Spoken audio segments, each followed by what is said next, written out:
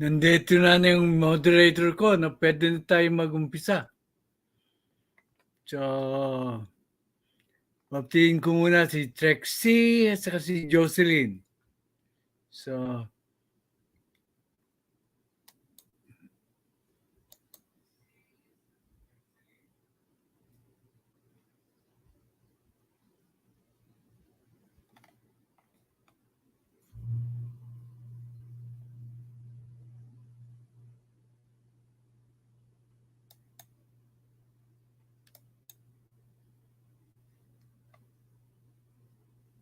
Excellencies, honorable members.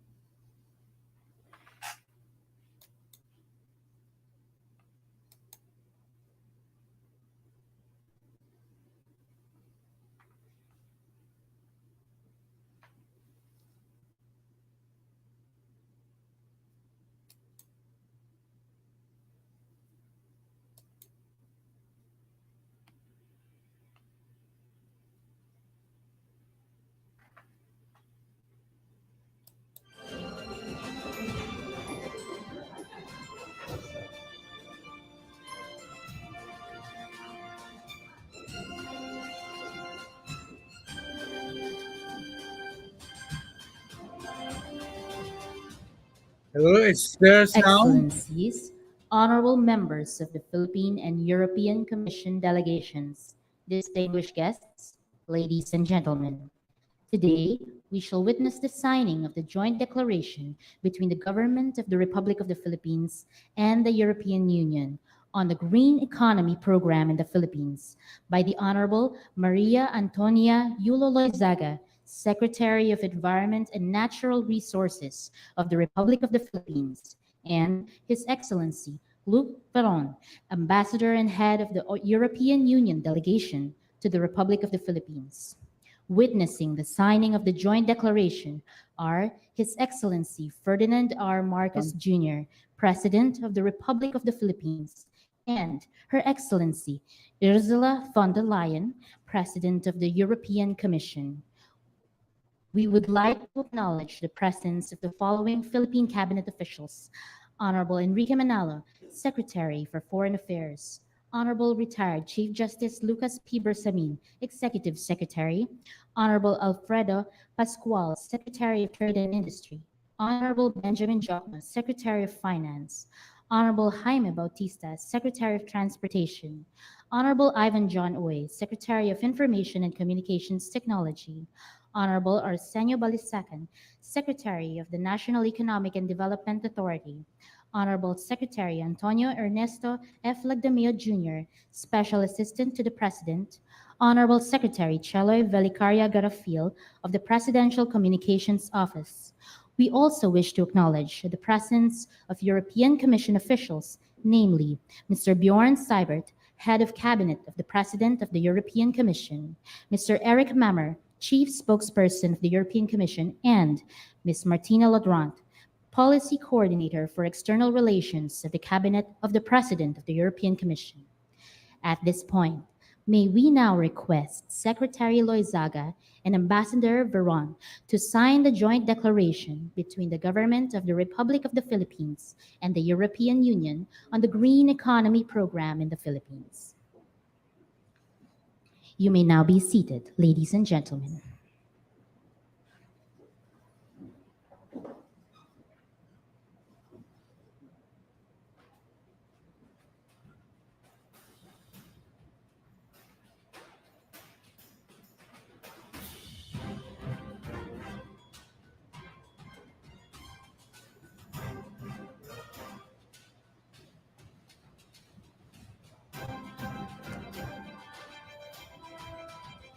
Thank you, Excellencies and Honorable Secretary. We shall now proceed with a photo session to commemorate the ceremony.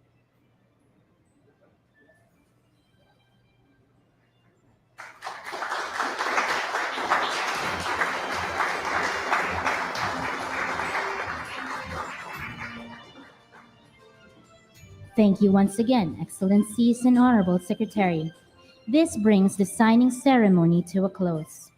May we request everyone to remain in their seats while we take a short break before proceeding to the next part of the program. Thank you once again.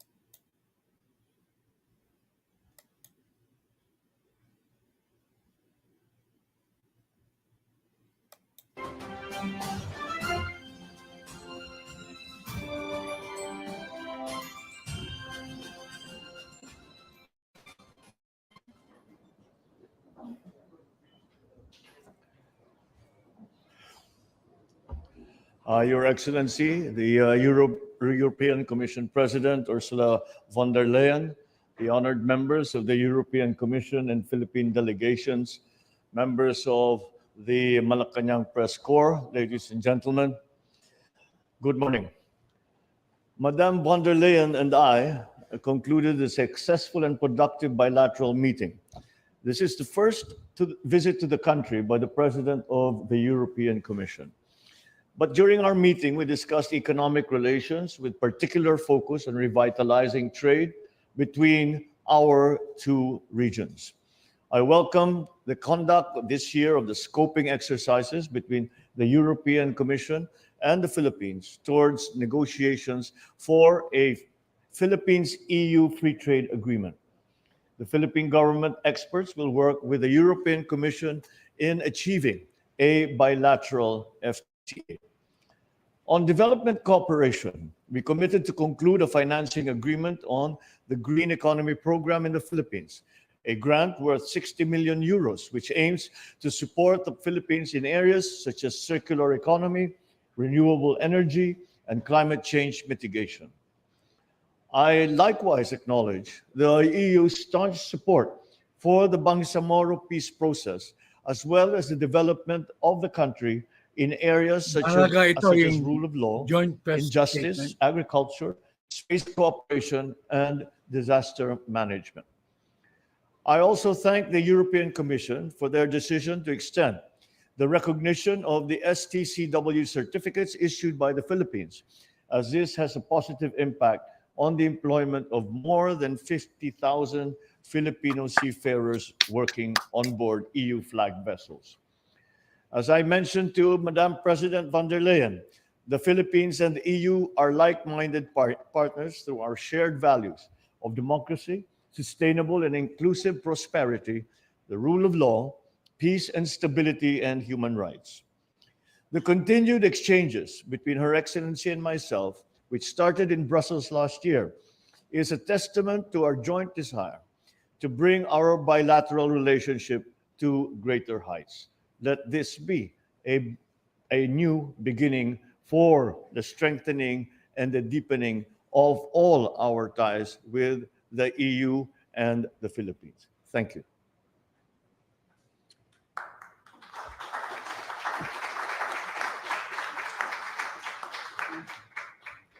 Thank you very much, President Marcos. Thank you very much for welcoming me here in the Philippines.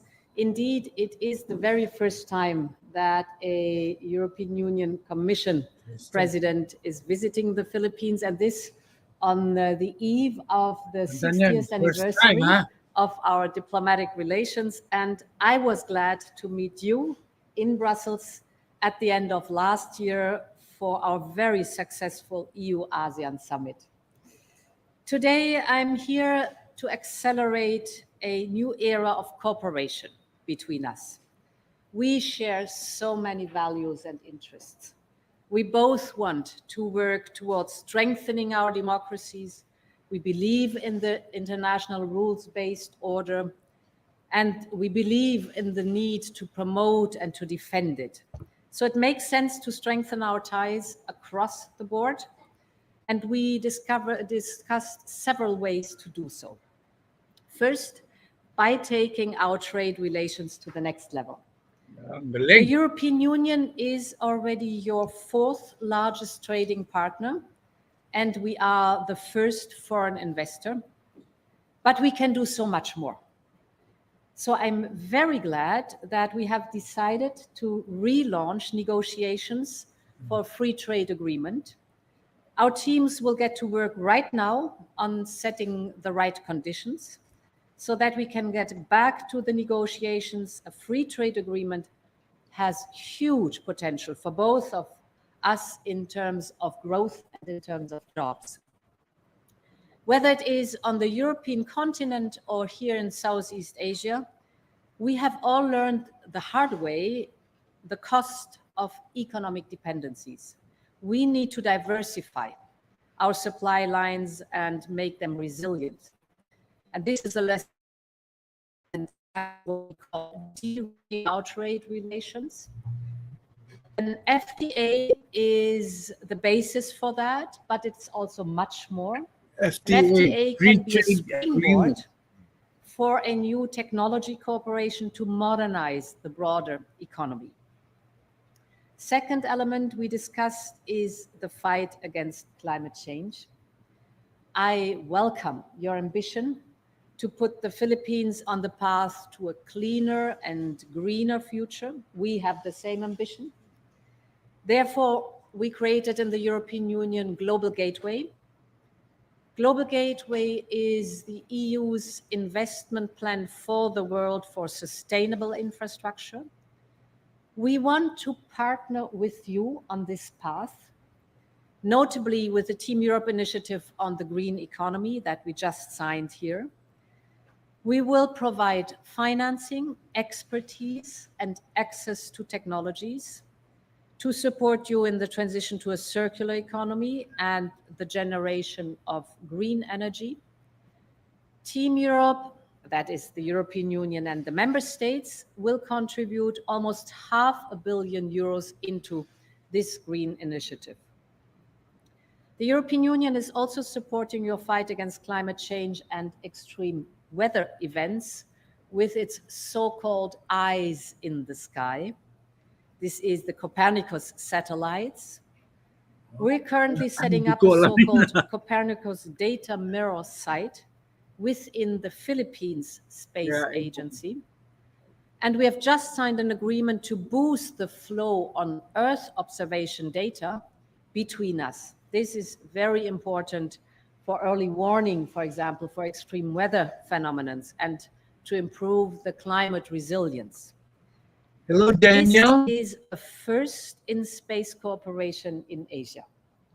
My third point is on turning the Philippines into a digital hub in the region.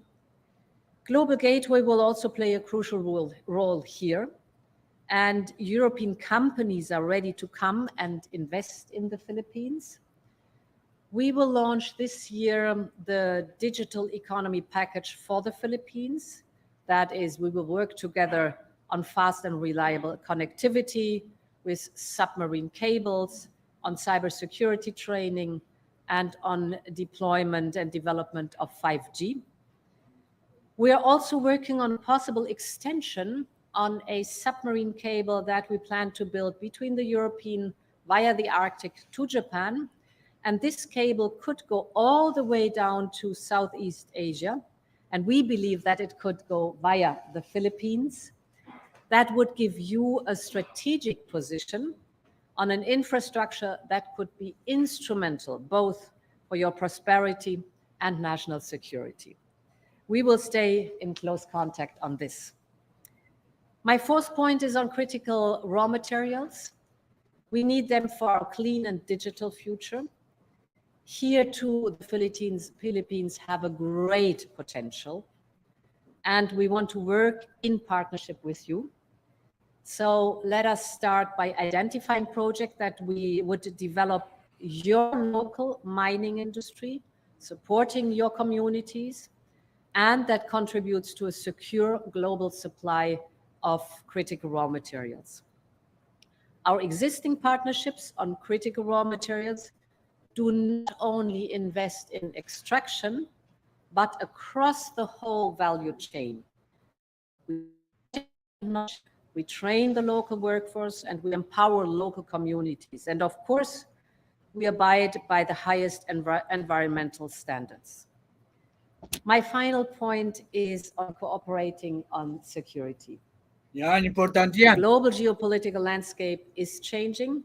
It is volatile. It is more threatening. Authoritarian leaders show that they are willing to act on their threats. Russia's war of aggression against Ukraine shakes the foundation of the international order. It is in violation of the UN Charter and the fundamental principles of international law, such as territorial integrity and sovereignty. Yan. And this is why Europe supports Ukraine's brave fight against the aggressor, because the illegal use of force cannot be tolerated, not in Ukraine, not in the Indo-Pacific. Security in Europe and security in the Indo-Pacific is indivisible. Challenges to the rules-based order in our interconnected world affect all of us. Our societies pay through higher energy bills, through higher food costs. This is why we are concerned about the rising tensions in the Indo-Pacific. The European Union has been very supportive of a free and open Indo-Pacific, because an Indo-Pacific free of the threats of coercion is key to all our stability, to our peace, and to the prosperity of our people.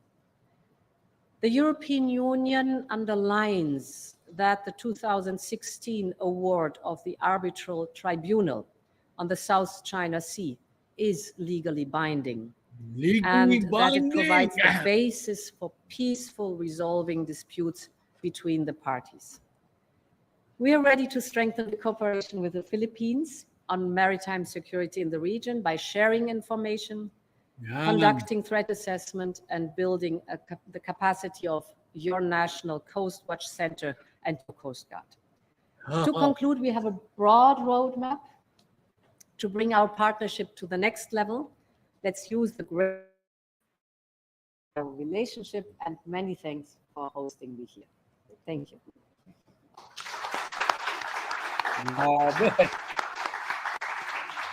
Thank you, ma'am.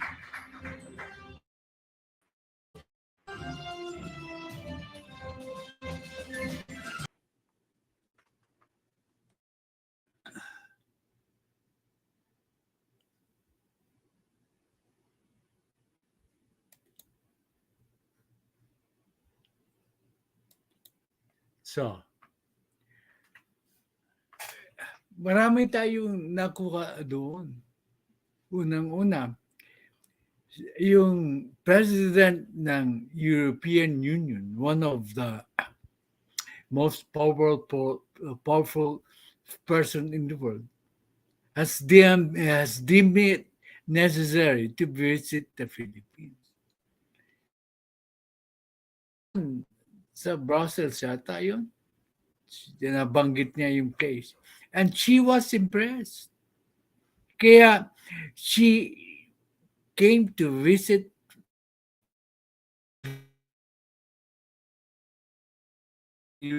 Union na napunta dito.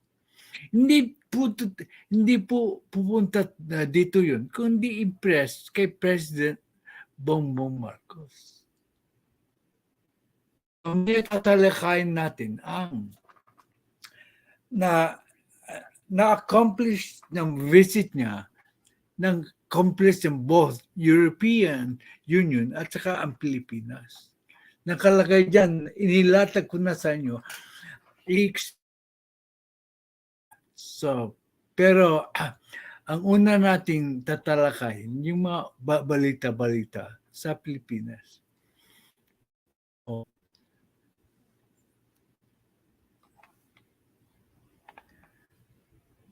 Ang unang balita ay tungkol sa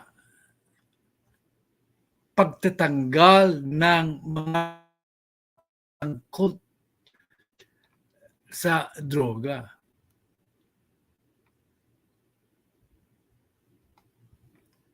Sabi dito, flash balita ng DZBB at ayon, Philippine National Police aalisin na sa serbisyo ang 18 opisyal ng PNP na naghain ng courtesy resignation dahil sa pagkadawit sa kalakalan ng illegal droga.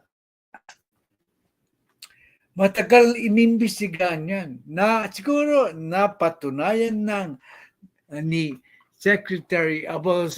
Mayroon silang, kasi ang alam nyo, mayroon silang sinetap na 5 tao. Kasali dyan yung mayor ng Baguio. Another, I don't know the other personnel, si Secretary Abalos, yung other NBI chief siguro nandyan sa 5 tao ang nag-scrutinize ng papers of those who had filed their courtesy resignation. So halos lahat ng police officers ay were asked to submit a courtesy resignation. Kung di sila magsasabit, may ifa-fire din sila. Kaya they were forced to file their courtesy resignation. So it took a while for the 5-person investigating body to actually review their files. And 18 of them were deemed to be in cahoots with the drug trade.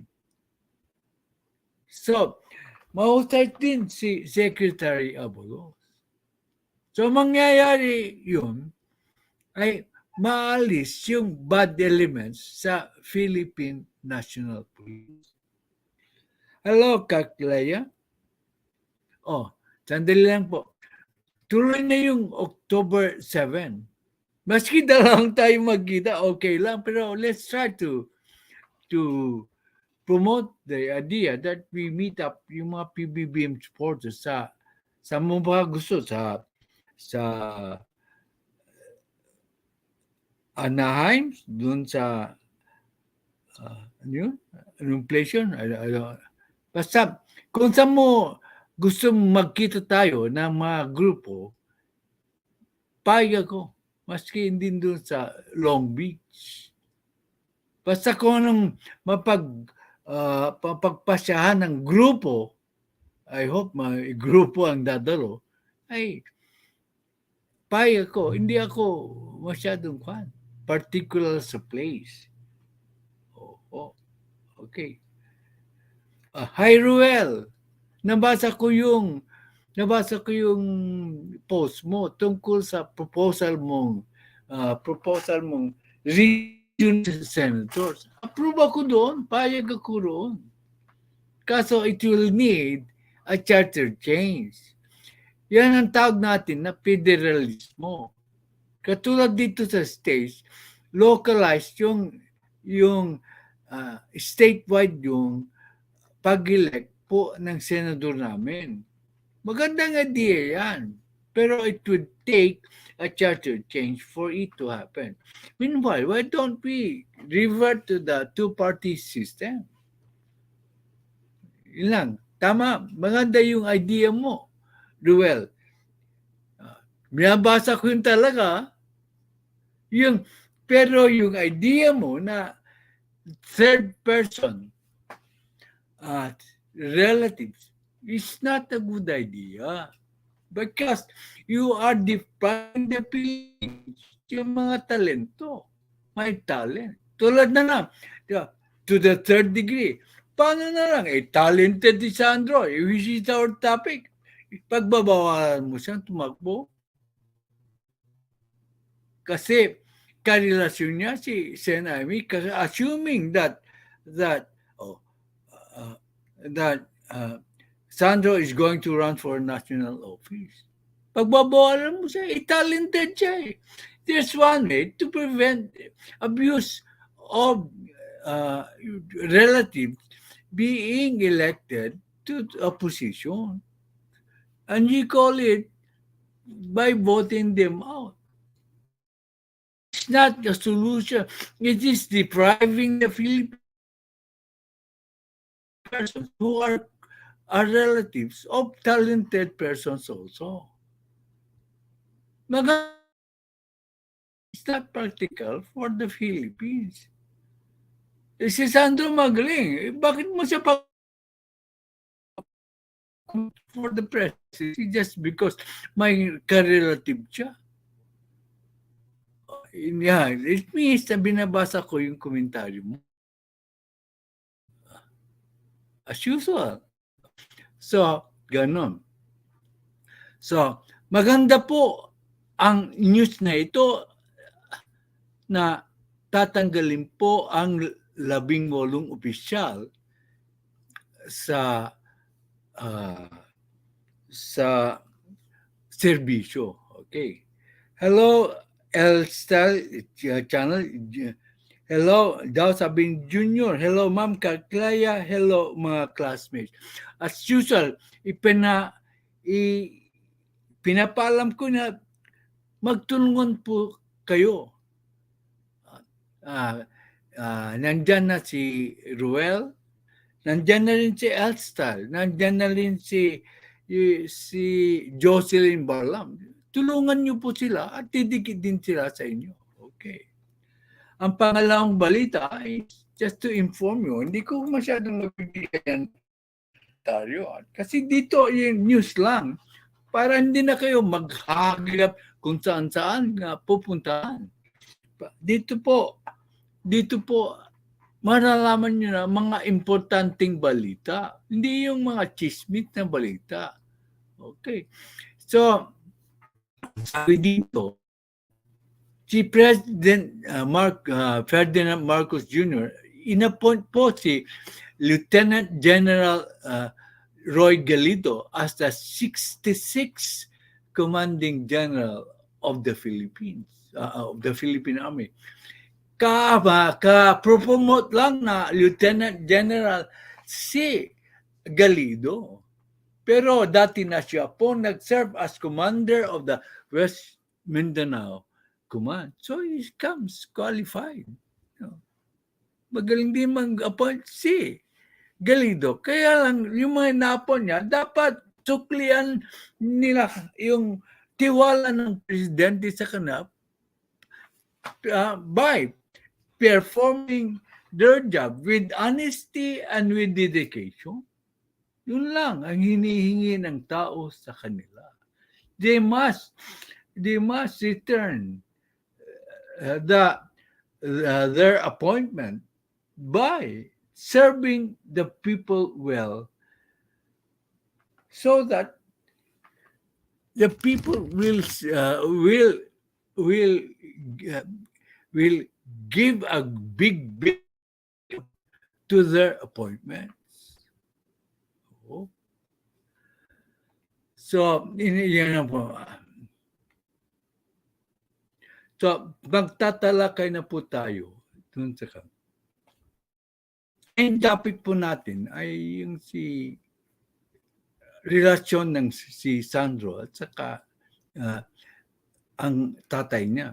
Kasi may pinublish siyang ng Rappler na interpretative journalism. Okay? Pero talakayin natin ang unang balita po.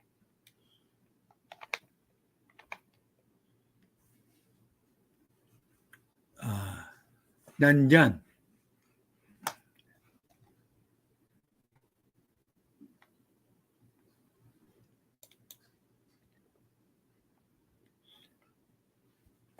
Nag-sign ng 20 billion economic deal ang EU at saka Pilipinas. So, tignan natin ang actual news feed. Ano ba ito?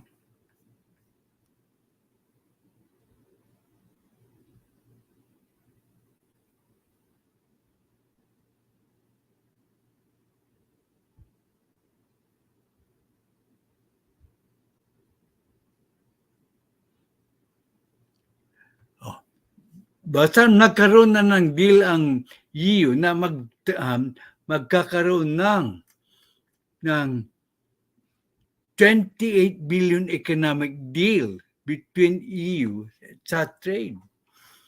So, malaking bagay yan.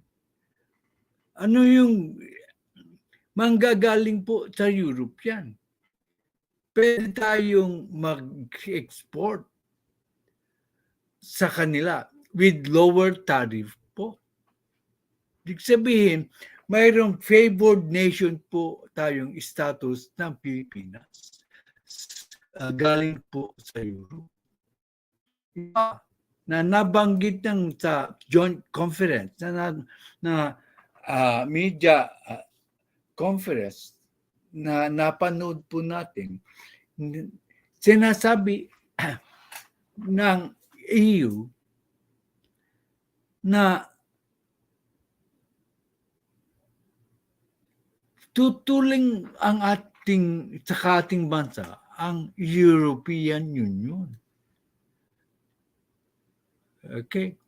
Tutulong po ang European Union sa ating seguridad. Ibig sabihin, hindi sila papayag na ang China ay continue to bully us. So, it's a feather in the cap of President Marcos na nahikayat niya ang European Union to openly support us in our dispute with China. Kaya si Senami dapat magising na. Even mga European Unions na hindi naman Amerikano are against China's bullying.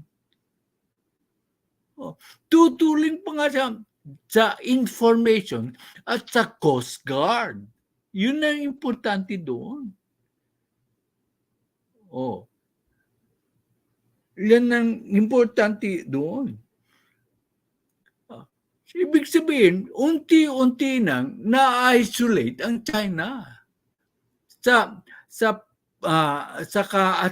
dispute, between the dispute ng China at sa Pilipinas. Kaya siguro, yan ang one of the reasons why si President Xi tinawag si former President Rodrigo Duterte to strengthen his hand in dealing with the Philippines. Medyo yata hindi umubra din kay President Duterte. Di sana nagpa-press conference si President Duterte na ganito ang dapat mangyari. Hindi nangyari yun. Magaling na Presidente. Ruel, don't you think na masyadong magaling ang ating Presidente? Nakikita mo na ang fruit ng kanyang efforts. Kung hindi sila nagkita na Ursula von der Leyen, hindi bibisita yun. Inalagaan kasi ng President ng European Union yung supply chain. One of importante sa kanila din ang supply. Kaya sa susunod na nag-agree po ng free trade agreement. Yung free trade agreement, kung yung agreement nila, we have a status na lower po ang tariff, yung tax. Favored nation po tayo. Maganda po sa ating free trade. Kasi fourth largest trading bloc po ang European Union after Japan, China, Japan, and the United States.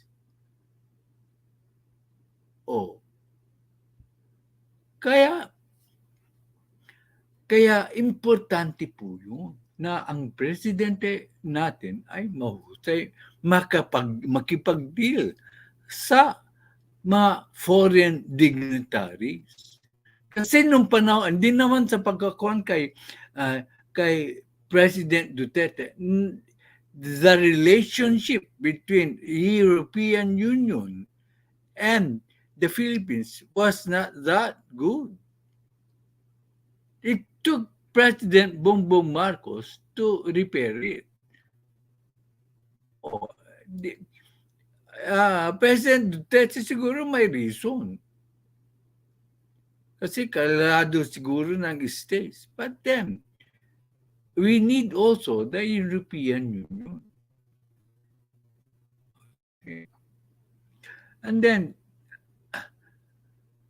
ang sabi niya, nagkamali daw ang European Union. They made the mistake sa Russia. Po, sabi nila. They made a mistake sa Russia. Akala nila, by doing business with Russia, especially in Germany, yung pipeline nila, ang alam ko, they paid for most of it ng Russia to Germany. Inignore ang supply na mga galing sa States. They relied on the word of Russia. Ayan, nagkagera, iniipit na sila ngayon. So ayan, ang sabi niya, we made a mistake thinking that Russia would behave because it is doing business with the European Union. Hindi mo kuan yung utak din ni Putin. So, but ang importante doon, ang sabi niya is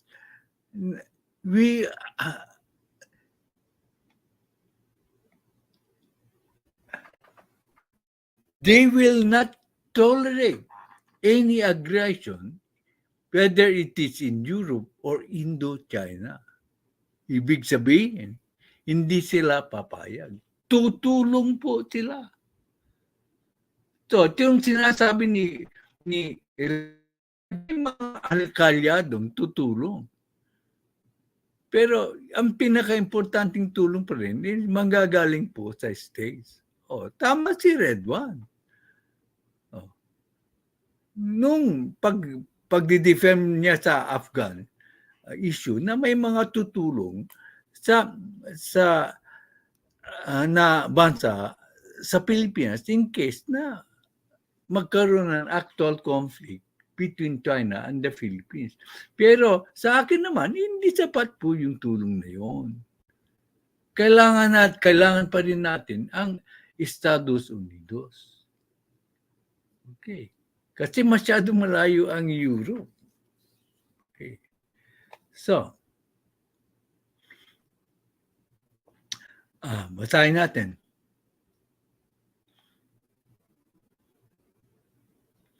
Ang sabi niya, Ursula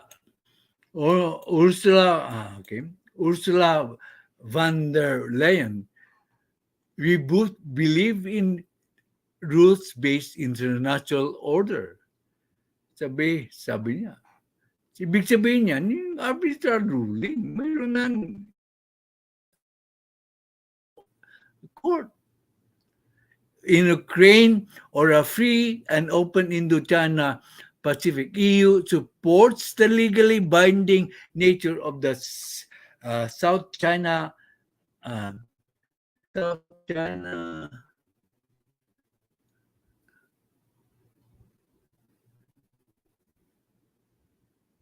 arbitration. So, arbitral ruling will enhance maritime security cooperation, including with your Coast Guard. Narinig natin yun sa press conference. Hindi po natin iniimbento yan.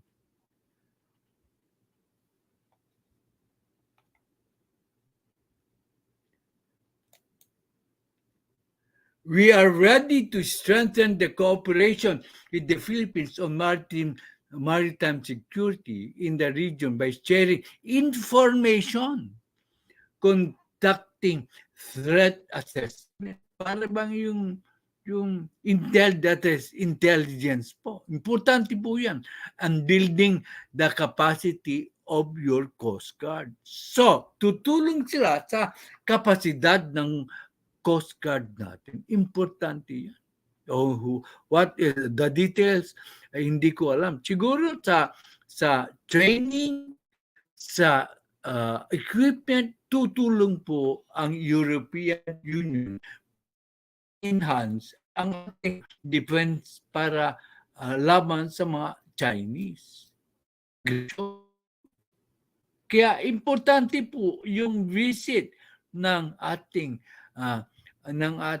mga kaibigan sa European. Okay.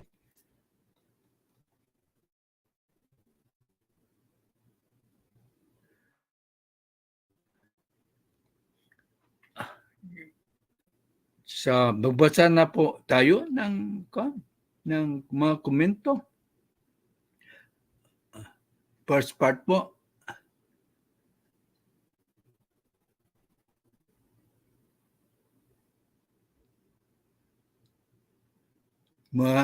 Magandang maulang morning, Tatay Jackferdz, sabi ni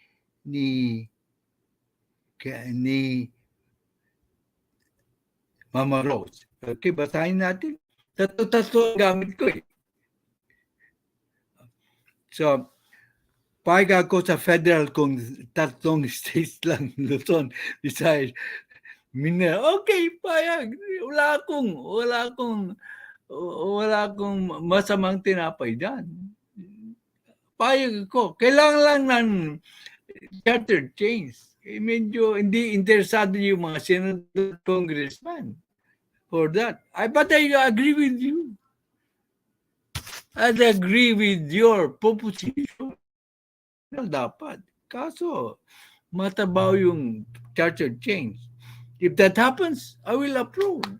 Okay. I have no disagreement with you, Ruel.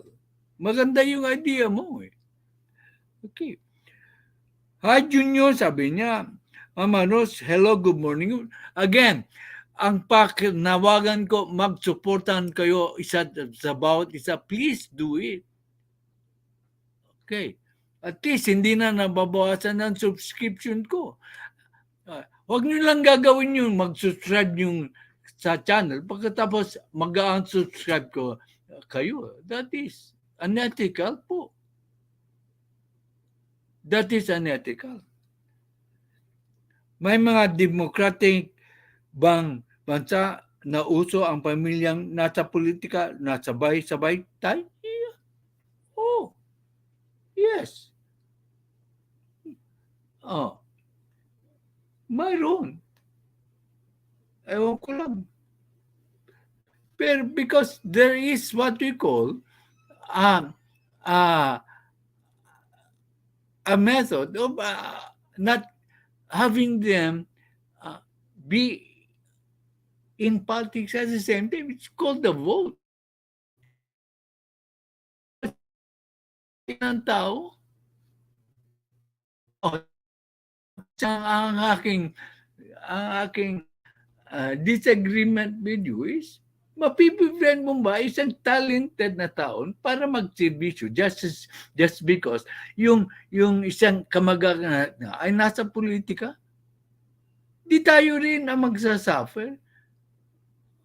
Kaya lang, mas disadvantage. May pera sila, okay.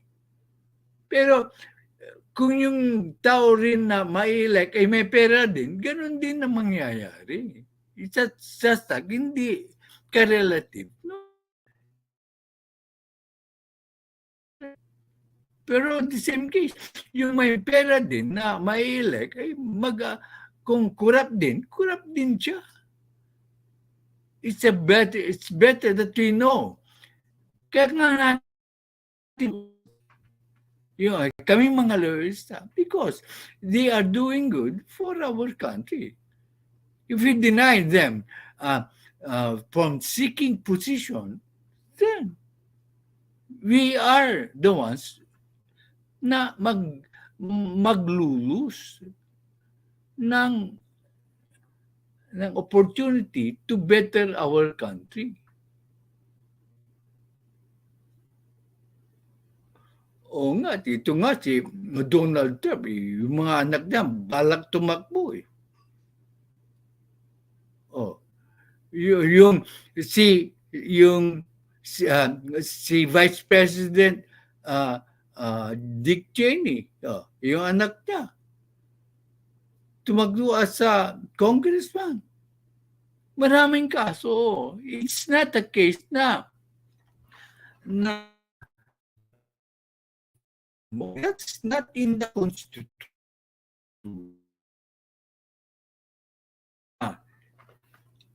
Sa akin, magaling po si Sandro. Pagbabawalan mo ba na ang talent ni Sandro na siyang kumata nang siya ang isa sa mga nagsulat ng Maharlika Fund Bill? At saka sa survey ng independent ng rating, hindi popular yung contest yun. Yung actual work done. Si Sandro ang nangunguna.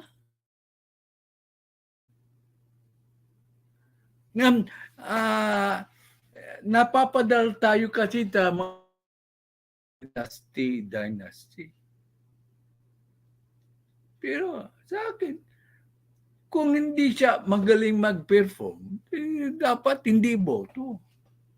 Gising na ang tao na ngayon. Gising na po ang tao ngayon. May social media na.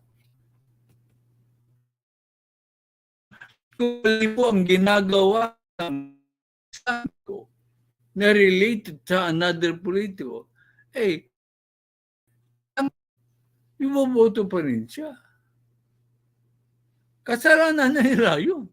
They get what they get what they deserve.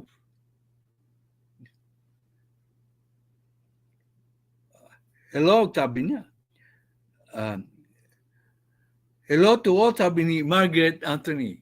Margaret, tuloy na po yung meeting namin sa Long Beach or Anaheim or whatever. October 7 is the fixed date na kasi October 7 dadaan kami dyan sa Long Beach. Riddler, Riddler, present po, Tatay Jack. Riddler, siya magaling na din. Good evening po, Tatay Jackferdz, cousin. I apologize for being, hindi ka late. You're never late. Tatapos lang ng Professor Captain Riddler. Okay, yeah. It's all right. Whatever you miss, pwede mong reviewin sa replay. Okay.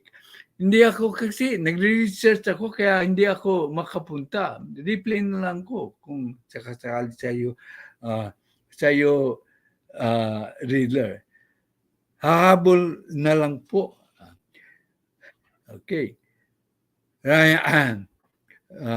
Ryan Riddler. Margaret, hello. Sisi Ryan, Idol Riddler, hi. Hi, Ruel. Ayan, Ruel, ha? Sikat ka dito, ha? Cartley, hi, Mama Rose. Ryan Back, Drexy, Batch, Junior, Ruel, Mama Rose, Margaret, sabi ni kasali si Cartley. You're being greeted by Cartley, by Ryan. Si Cartley, binati po si L Style. Pambansang idol, President Ma'am Cartley, si President. By unanimous vote of 1 to 5. Pero alam ko, may boboto ka kung may election.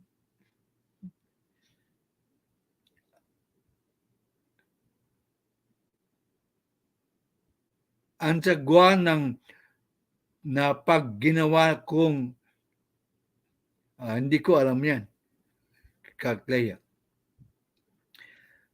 yung foreign trips po, pledges, lahat naman ng Pangulo nagkaroon ng ganyan. Ang grades ng Pangulo ay makikita after na magkaroon. Oo nga, meron nga. Ang problema, Ruel, yung mga dating na pledge, hindi nila finalwab ng administration. Agree ako sa'yo. Pero, since nahihirapan akong magbasa.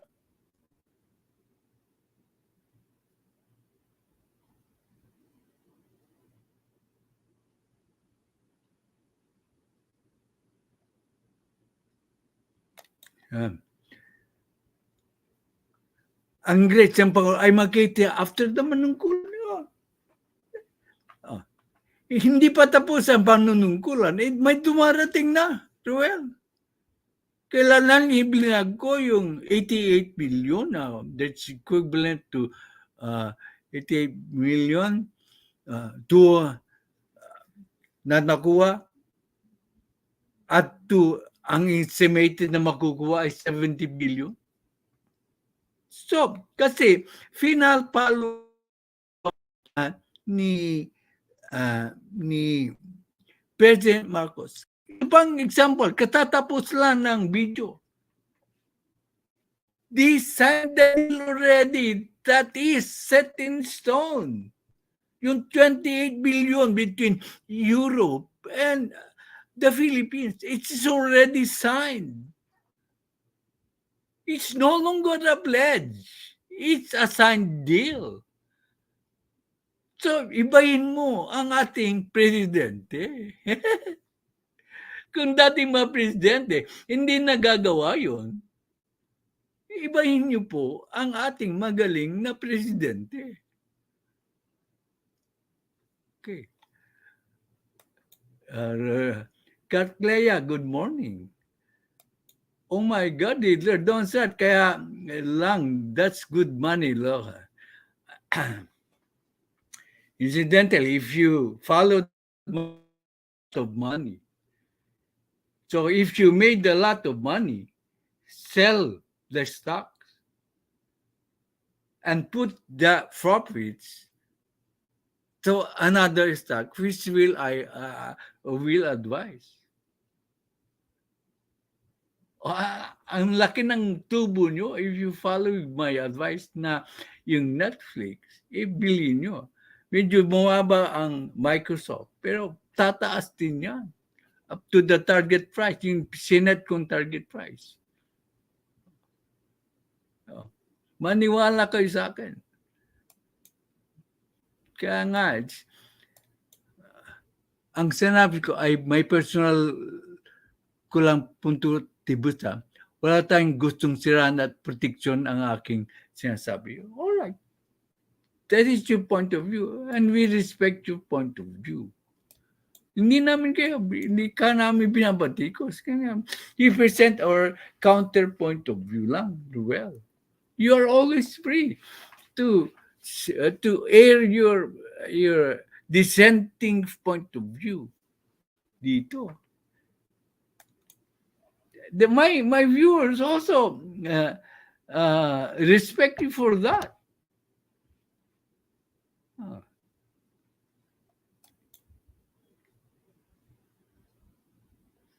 Good morning daw.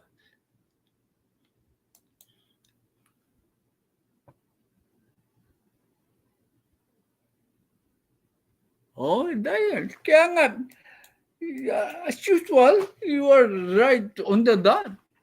Kaya kung hindi mo naririnig yung actual words, isasabihin ko lang, hindi kayo maniniwala.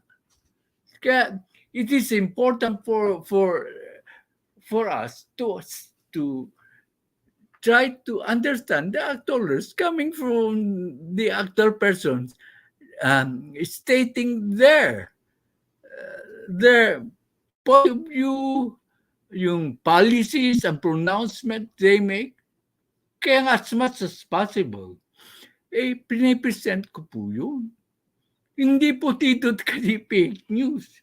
Hindi po tayo nag-iimbento ng mga news. Kaya nga, tataka ako, punta-punta sila doon sa fake news. Puro mga imbento ang kanilang sinasabi. Hindi naman makatotohanan. Ito, makikita nyo ang sinasabi ng actual na person na tinatalakay natin. Bakit bang pupunta kayo doon sa kwan? Ewan ko lang. Impressed nga ako eh. Impressed din ako kay Marcos. Nakuhang pumisita ang one of the most powerful persons in the world.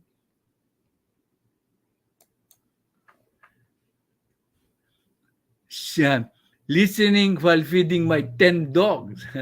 Mahilig ka sa aso. Okay. Suportahan po natin si Sheila Maciado po. Si Junior. Ma'am, Sheila Maciado. Sheila, good morning daw. Si Cartea Fontelo. Sheila Maciado, love, LOL. What's that? Laughing out loud. Sabi ni Sheila Maciado, Junior, hi sa'yo. Okay. Sayang, di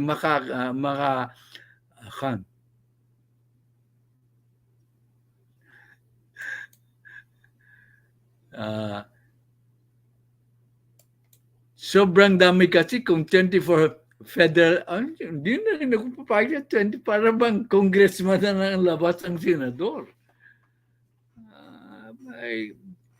Ang daming official na papasahurin. Oo nga. That's one of the drawbacks. Pero tama ka doon. I agree with you perfectly. Mga senador should be regional na. Parang dito sa states, regional po.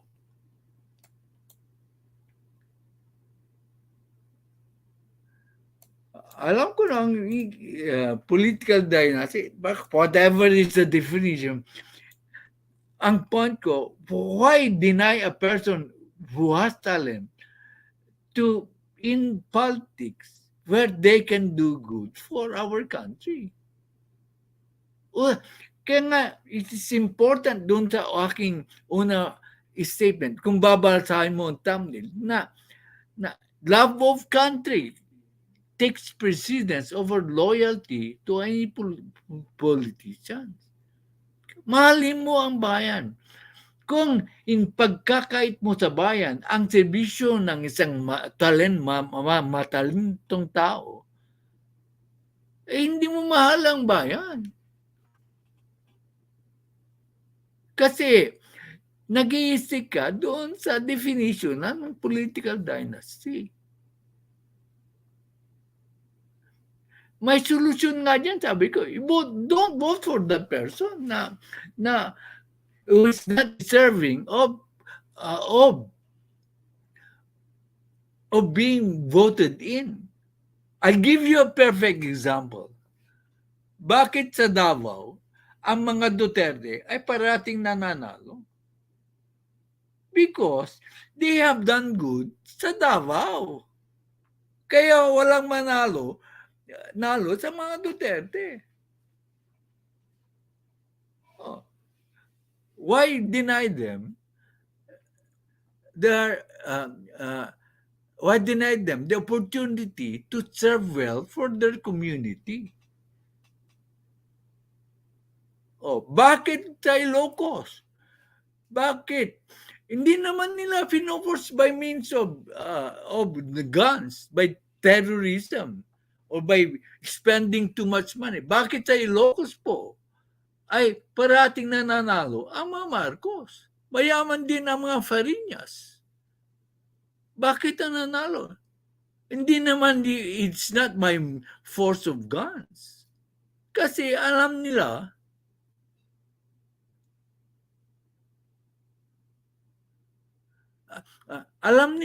na mahusay silang tao.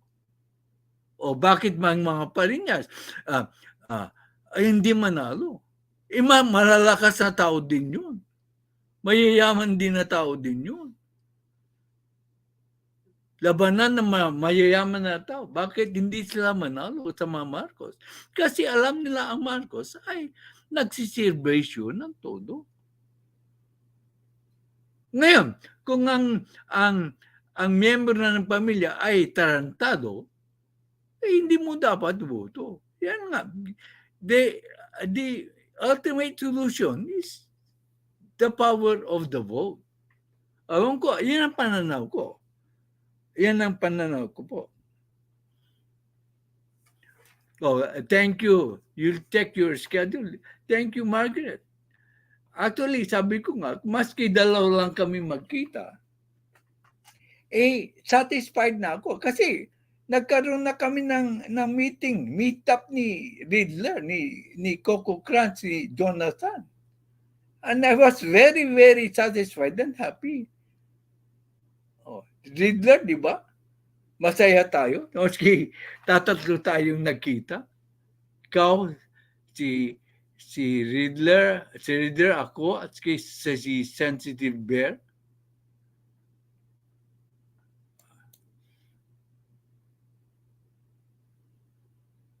Ano ba? Hindi ko alam ba sa inyo. Pero sa akin, kung susundin mo yung batas, bakit they allow, meaning hindi sila lumalabag sa batas so far. Otherwise, kakasuhan sila sa Supreme Court. Oh, di ba? Well, ang simpleng answer ko yan. Kung nilalabag nila ang batas tungkol sa political dynasty, dapat kasuhan sa Supreme Court. Punta na kaagad sa Supreme Court pag nandaan sa Regional Trial Court. So, your argument does not hold water kasi we have the Supreme Court to decide. Yung natalong kandidato, pwedeng kaso sa Supreme Court. So, I do not understand the law, but let the Supreme Court decide. Yung sa ating mga opinion lang natin, there is a body that can decide whether it is violating the political dynasty law, if ever there is a political dynasty law. Kasi wala naman ako dyan sa Pilipinas. I don't know the law. Kaya masasabi ko, let the Supreme Court decide.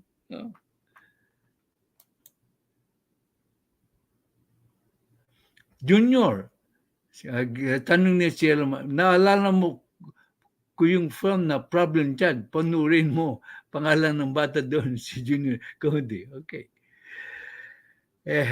Opo, Ma'am Sheila, sabi niya. Good morning, Tatay. Hello, Nilda Arcio. Parati kang replay. I'm glad nakaabot ka ngayon sa LS po.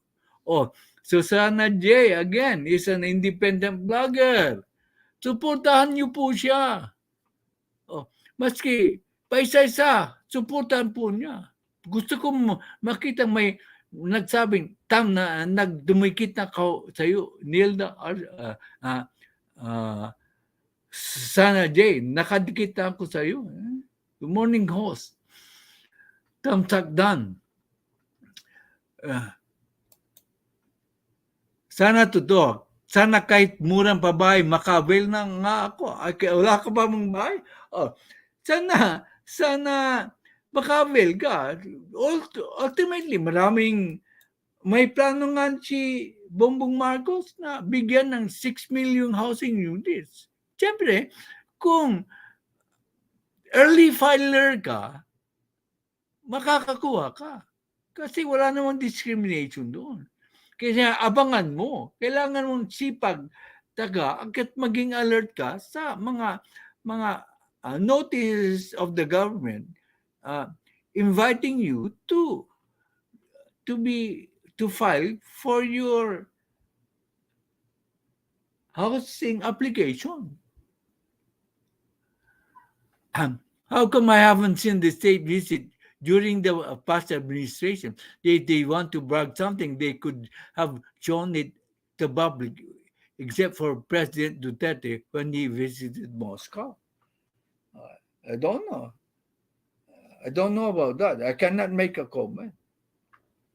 Pero dito papakita natin. Wala pang social siguro media noon.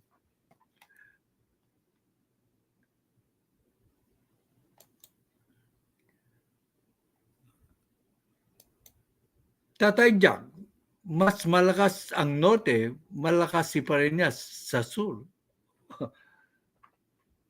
Oh, kaya lang, bakit sa laban ng Marcos at saka Parinas, hindi sila manalo? Yun nga, governor si Parinas, congressman si anak niya, political dynasty. Sa amin, madalas yan, si De Venecia, parating De Venecia na nanalo dun sa distrito namin. Walang makatalo kasi maganda siguro ginawa ng father niyang si Joe De Venecia.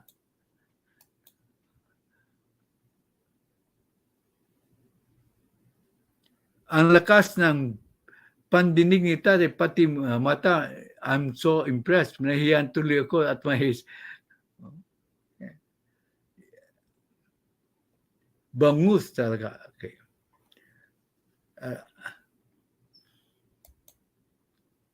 Support man, Susana J. Tataba ako sa vlogs mo. Parehas tayo ni Sheila. Masubukan nga ang recipe na yan. Alam mo. Ito na importante. Ang Rappler, binigyan ng ibang meaning yung sinabi ni Sen Aimee. Nandyan. Ano bang sinabi ni Sen Aimee?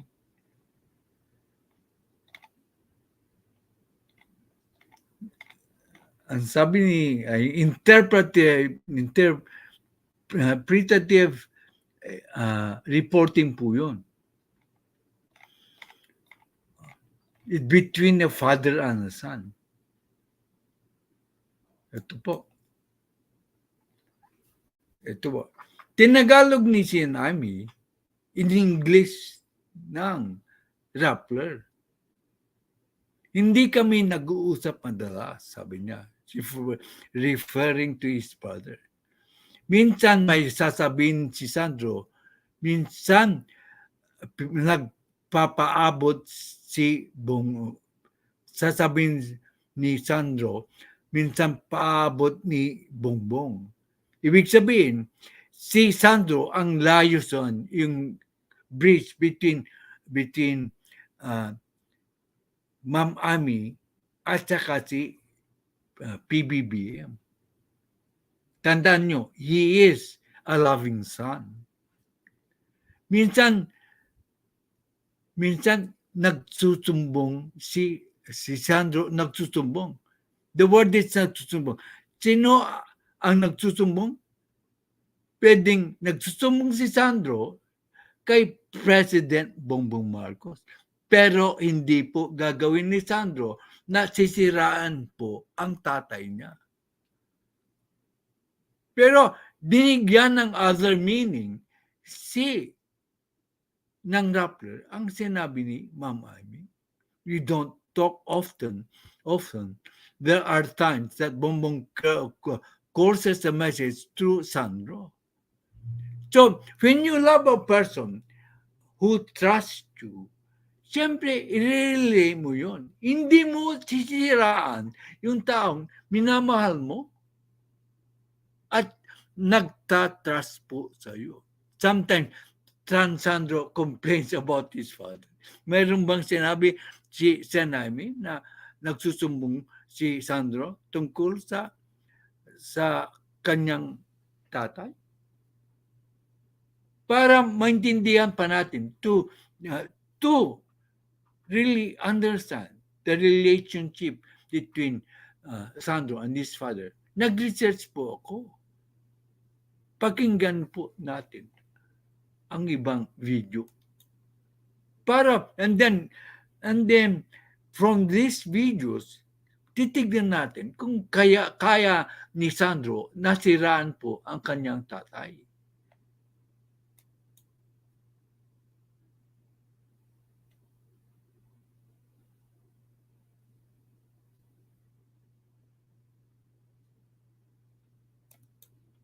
Ito ang una. Interesting po.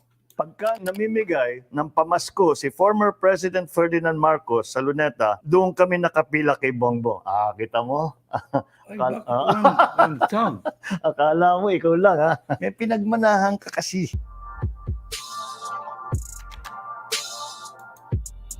Ngayong linggo, magre-reply ako to comments. Walang sound. Nagkataon, napasabay-sabay yung mga comments dun sa amin.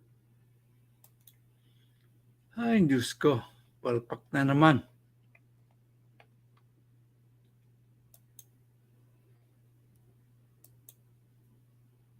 I'll try to fix it. Ferdinand Marcos sa pila kay Bongbong. Kita mo? Akala mo ikaw lang ha. May pinagmanahan ka kasi.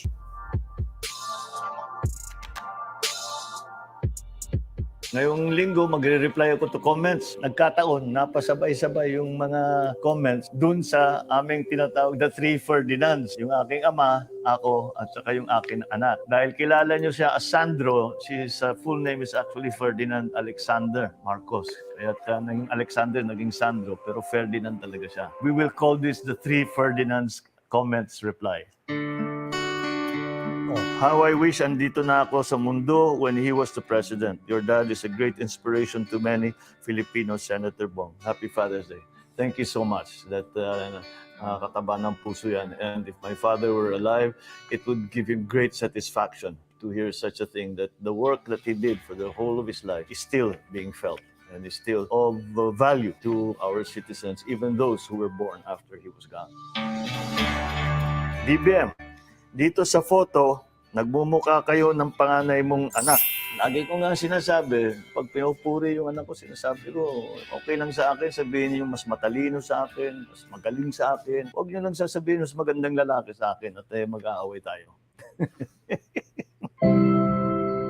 Indeed, thank you so much. Your father truly loves our country and is the only leader that thinks ahead of his time. So grateful and proud of F.E. Marcos. I am so happy to hear your words, as this is really the aspiration of my father, was that he is recognized and he is known that he did all his work for all his life for the national interest. And yes, pareho tayo. We are all very, very proud of him. Classmate ko, si Alex Alcantara, sa kanyang training sa Camp Kapinpin Scout Ranger, nakasabay namin sila noon. Third class trainee kami noon, kaya totoo na duman talaga sa training. Naku, di namin makakalimutan yan dahil talagang medyo mabagsik yung training na dinaanan namin. Ngunit, kagaya nga na nangyayari sa militar, nagkakaroon ng camaraderie, nagkakaroon ng brotherhood. Kaya naintindihan ko yung ibang klaseng pagsasama ng mga sundalo sa isa't isa. But it's nice to hear from my old classmate. From Johnny Baldovino Chanchu, 2nd Infantry Division, Jungle Fighter, under General Cano on his right side and with Felix Cano on his left, and the second picture. Ito nga, isa pang kasama namin dito sa training. Tama siya. I have to say that kahit na napakahirap ng dinaanan namin, dahil siyempre, training talaga pang sundalo, marami talaga akong naranasan na hanggang ngayon dala ko pa rin sa aking pagtrabaho, sa aking pamumuhay. One of many of that is that you have to be disciplined, you look after other people, your people, before yourself. That has served me well in all my time in public service. Uy, siya yung aming head training officer, Colonel Zamonte. Sir, wow, look back, 1979 Pbbm Special Forces Operation Training. Break muna, as declared by SM MTT Leader Trainer, then L. Ticol. Kasi Lieutenant Colonel siya sa noon. So ang tukso namin sa kanya, El Ticol. Ang tawag namin sa kanya, El Ticol Samonte. Special Forces all the way, SFOC Class 21A, 79. Yung po ang class ko. Hoping you will be our next president. Thank you, sir. At maraming salamat. Kahit na Pinahirapan nyo kami ng husto. Marami talaga kaming natutunan and it made us better soldiers and better people. From Janice de Asis, hi, nag-resurrect na naman ang feelings ko for BBM. Akala ko naka-move on na ako. Artista hintaw talaga ako. On a serious note, this is why we need to bring back our OTC. It will help us fare better in life. I fully agree with you. Akala ko para sa anak ko ito, pero thank you very much. At tumataba pa rin yung puso ko na hindi ka pa rin nag-move on. Medyong konting katatawanan, lalo ni dito yung medyo nag-viral yung picture ng aking anak na si Sandro na nagbibigay ng bigas. Nakakatawa itong mga comment kaya sana babasahin ko. LOB Marshall, akala ko bigas, yung pala pagmamahal mong wagas. Kay Hanle sa bigas may forever. Jaska Richter, sabi ni Sandro, girl, nabakuna ka na ba? From Senya Abarrio, ganyan din kami nung kabataan ko. Pagka namimigay ng pamasko si former President Ferdinand Marcos sa Luneta, doon kami nakapila kay Bongbong. Kita mo? Akala mo, ikaw lang ha. May pinagmanahan ka kasi. Mahal ang bigas, pero parang mas mahal na kita. From Jacob Chipare, sabi ko bigas lang, pero bakit mo ako ang magmahal. Galing kay Alexis Bianca. Are you the one for me? That's pretty good. Ay, maraming salamat sa mga comment ninyo. Napatawa nyo pati itong anak ko. Thank you very much. Hi guys, once again, thanks for watching our dad's vlogs. If you want to see more, remember to share, like,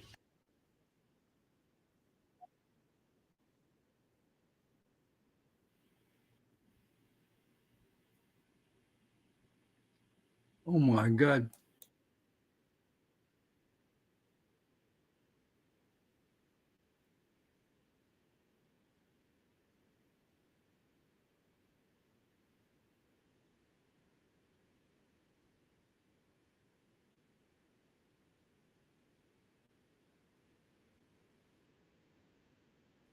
And subscribe.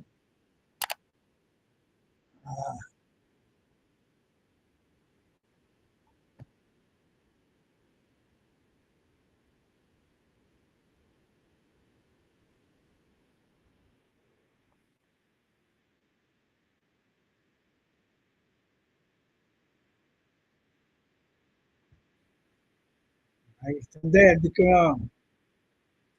hindi ko maayos.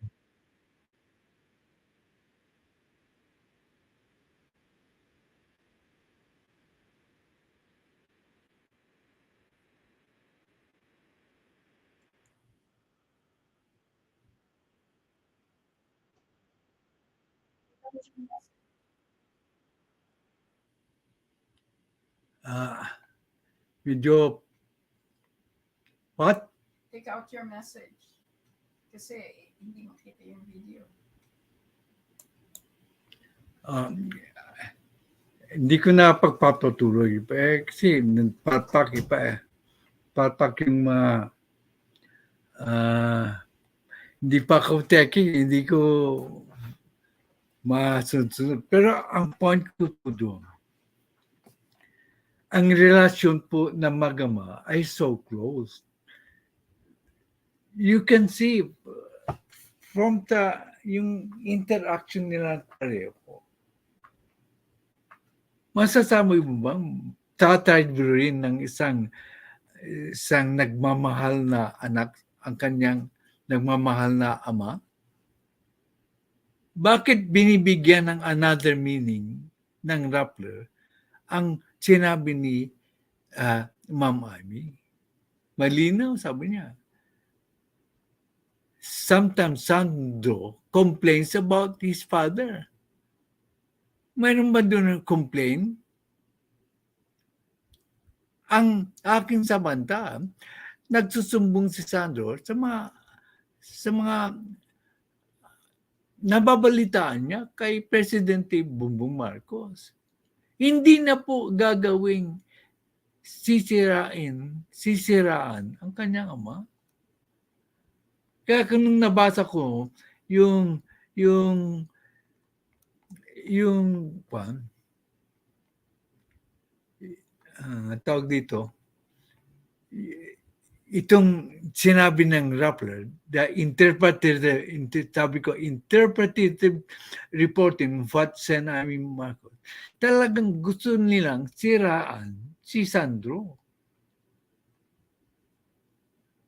They feel threatened na po kay Sandro.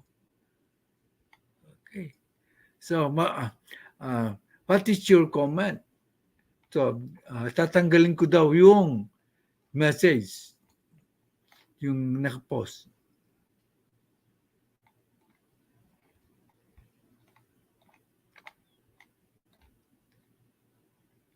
Saan mo yun?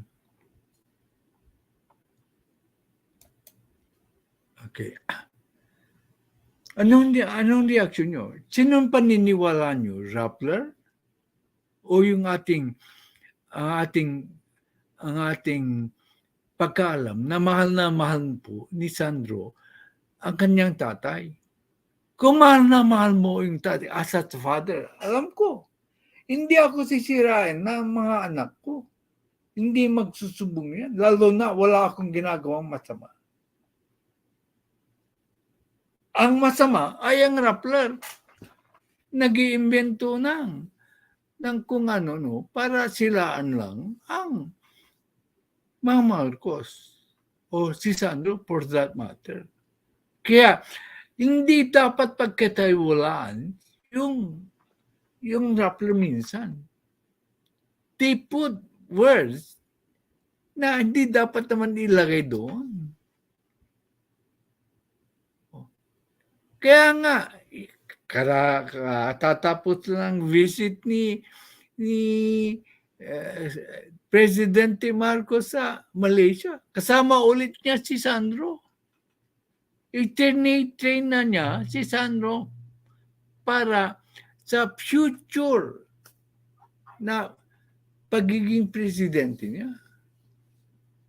Gagawin ni Sandro. And Sandro is very intelligent. Alam niya kung ano man ang sabihin niya laban sa kanyang ama, pwedeng gamitin ng sino man laban sa kanyang ama. Hindi po gagawin yun ni Sandro. Okay. Magbasa na tayo ng komentaryo.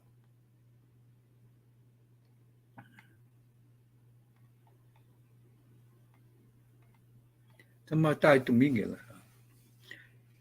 Yung gusto nung mag-react, i-type nyo na yung gusto nyo sabihin, ha?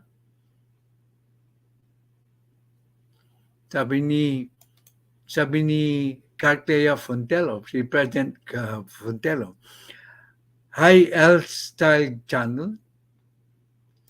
Sabi naman ni Riddler, nabasa na natin yan.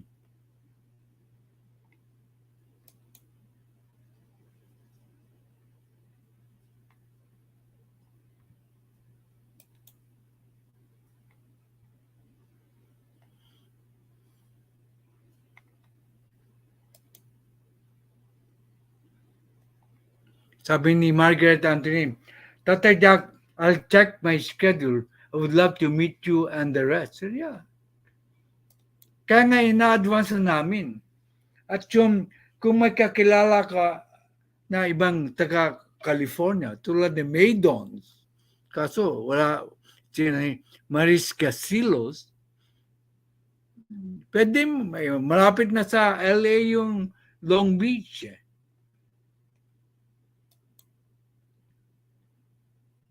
Naalala ko, nabasa ko na yan.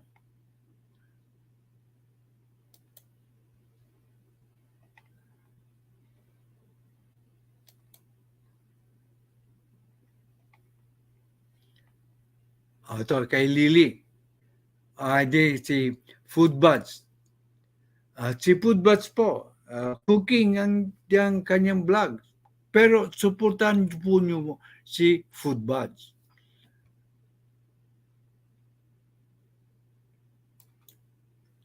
Sir, sabi ni Lily Ragasa, Why is that they're questioning about political dynasty now? Sabi niya.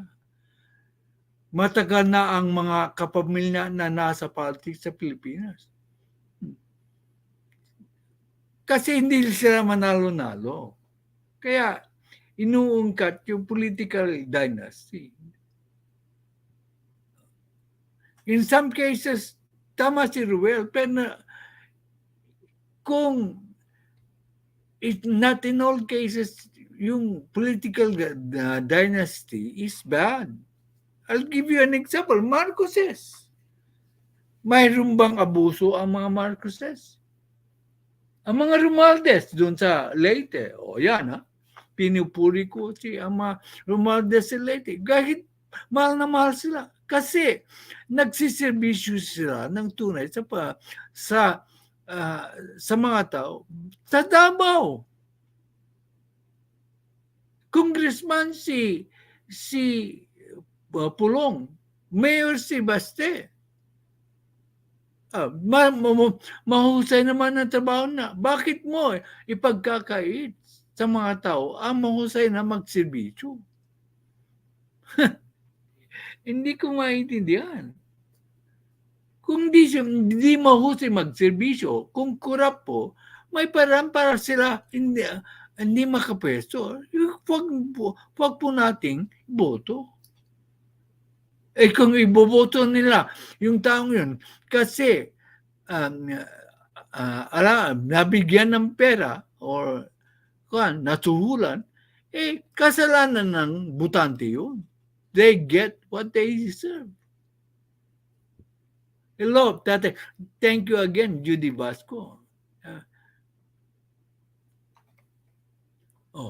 Diba? So,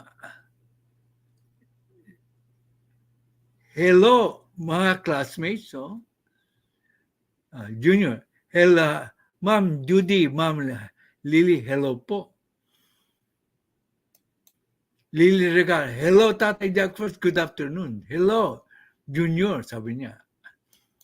Sabi ni Judy Vasco. So, Riddler, official blogs. Ma'am Lily Regasa, Judy Vasco Jr., Ryan Blackwell, Carclay, Frontera, Sheila Masida, mega love shout home. Hello, classmates. Hindi ko na kayo maisa-isa. I'm here at Costco. Background lang ko. Okay, thank you, Lily.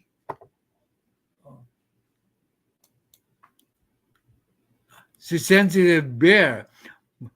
Classmate, Ma'am Lily Regasa, Judy Vasco Jr., Ryan Blackwell, Carclea, Fontelo, Chela Maceda, Miguel Abchad. Sabi ni Judy Vasco, aloha, lovely ate ko, Lily Regasa. Si Junior naman, idol, Riddler about shout out, Chante Bear, hello classmate. Si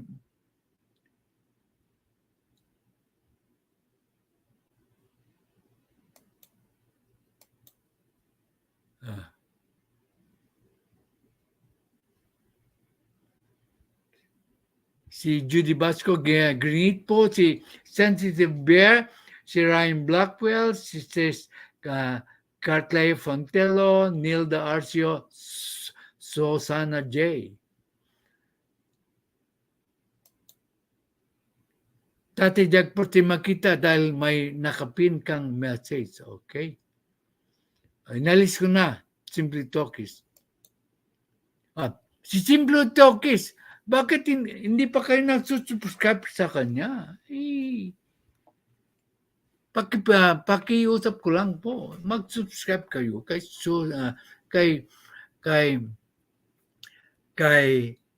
Simple Talkies. Si Leader Official, hello, ma'am. Si Mami B, welcome back, Mami B. Biro mo, nagbabalikan na po ang mga dating viewers at subscribers. We are honored that you are again here, Mami B. Hello, Tatay Dag, sabi niyo. Well, we welcome you back. Mami B. Oh, unti-unti na nagbabalikan po. Judy Basco, Axel, Simply Talk is... coming from Judy Basco, Judy Basco greets Sheila Mabri. On your pin message, Tay, I think Sandro is just being professional in dealing with the person. He cannot just go directly to the as he pleases. Being the president's son, he follows protocol. Oh! Kailang punto dyan, pinapadaan na minsan ni Presidente yung kanyang gustong sabihin kay Ma'am Amy. Kaya hindi pwedeng siraan ni Sandro ang kanyang ama. Hindi na siya ang magpapabot, ang gustong sabihin ng kanyang ama kay Sen Amy. Yun ang punto pulang ko dito. Pero mabait si Sandro. He knows how to follow protocol po. Kaya, tama ka dyan, Mami B. Hello, sis Judy, sabi ni Carclea. Yung mga taga-California, mayroon kaming meetup sa Long Beach, October 7. Ang time, ay hindi ko lang alam. Ang presidente po namin nang siya magdi-determine kung anong time. Rapla, fake news. Ang kukunin lang nila yung out of context. Palalabasin na nila na masama. Yeah, you're correct. Kaya ang sama-sama ng loob ko. Maraming naniniwala. Ang problema dito, kung hindi mo i-debunk, ay maraming maniniwala na sinisira ni Sandro ang kanyang tatay. Sayang nga lang, hindi ko may present yung isang video kasi palpak, ayaw kong mag-waste ng time. Pero i-prepare ko rin paminsan-minsan. Bakit ginagawa nila yun? Hindi ko rin maintindihan. Nag-iimbento nang wala naman sa sinabi ni Sen Amy. Pero I'm pretty sure 100% hindi gagawin ni Sandro na sisiraan ang mabait niyang ama. Anong isusumbong ni Sandro tungkol sa kanyang ama? Wala namang masamang ginagawa ang kanyang ama. Gagamitin ko ang word. Sentido común lang.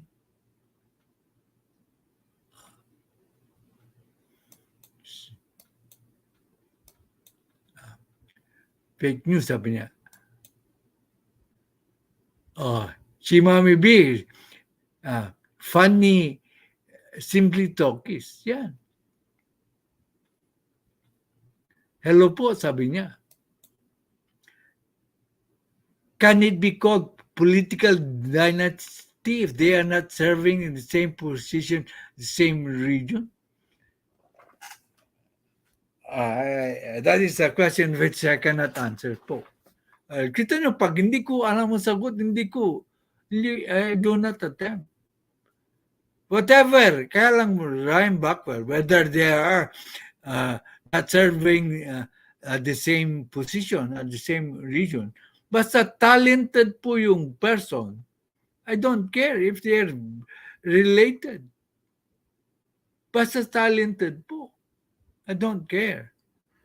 If it's going to help our country, I don't care if they belong to the same family. Yan ang aking pananaw po. Ma'am Lily, they just want to get rid of Marcos out of the equation. Tama! Hindi ko nakita yung puntong yan. Aminin ko, hindi po ako ang nagsabi niyan. Si Ridler na magaling na mag-analyze din. Ang purpose nila is ma-get rid of the Marcoses out of the equation. Kung naisip ko, hindi kanina ko pa sinabi. Magaling po si Ridler. Ibig sabihin, because of our exchange of ideas, mayroon tayong nakikita punto de vista na hindi natin naiisip. Oh, there. Thank you very much. Oh.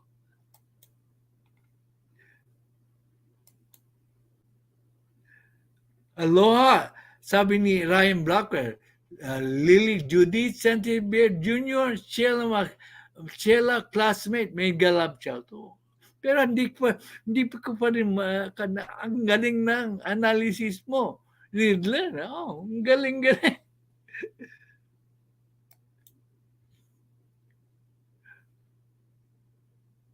Subscriber na pala ni Ryan Blackwell kay Simply Talkies. Mga 2 to 3 weeks na po. Okay, very good. Most of the time, di kita naabutan, tatay. Kasi paibaba. I will make this my time na. I have 2 sets of vlog. In the morning, informative lang mo mostly sa morning, yung mga videos about the recent activities of President Bongbong Marcos. Pero ang actual discussion of the issues ay sa time slot na 5:30 to 5 to 5:30. Dahil kay Riddler yan. Kasi pag 7 o'clock na ako magsisimula, ay masyadong gabi na para sa kanila. Okay.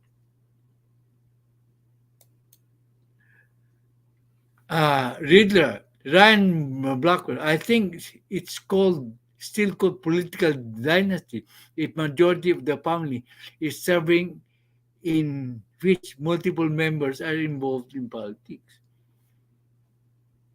Okay, I cannot comment because I do not know the laws sa Philippines.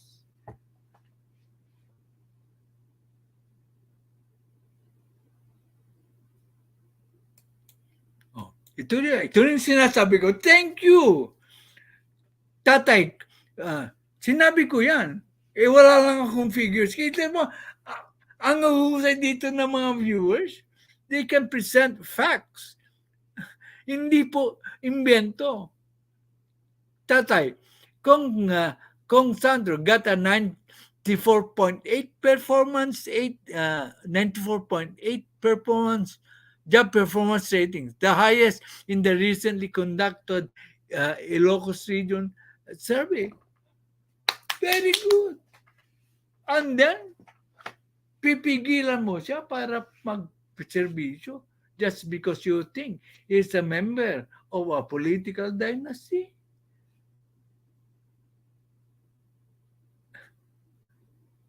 Kayong nga nanonood, payag ba kayo na isang katulad ni Sandro ay mapigilan sa pagsiservisyo despite the fact na alam mong gagawa siya ng matino at mabuti para sa ating bayan at para sa kanyang distrito? Kaya yung argumento nilang political dynasty, parang he does not hold water. Tama si leader. Gusto lang nila matanggal ang mga Marcos sa political scene. Which is unfair.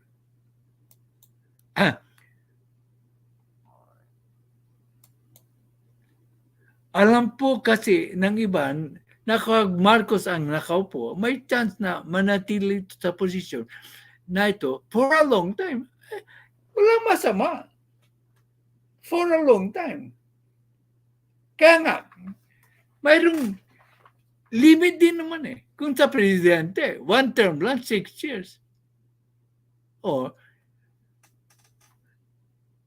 magiging long term lang kasi kung may mag-take over na another Marcos sa pagka-presidente, that is in 2040 pa lang. Kaya lang i-train na niya ng ating Pangulo ang kanyang anak, ang paborito niyang anak na si Sandro.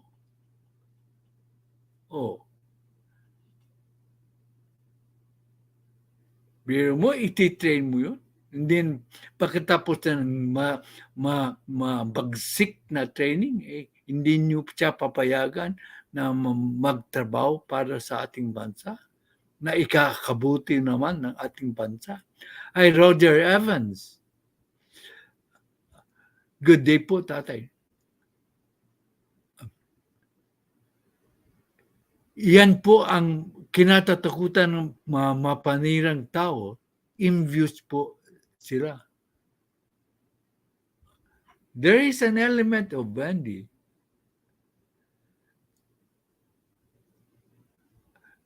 But it can be called a political dynasty if they are not running in the same position, the same province.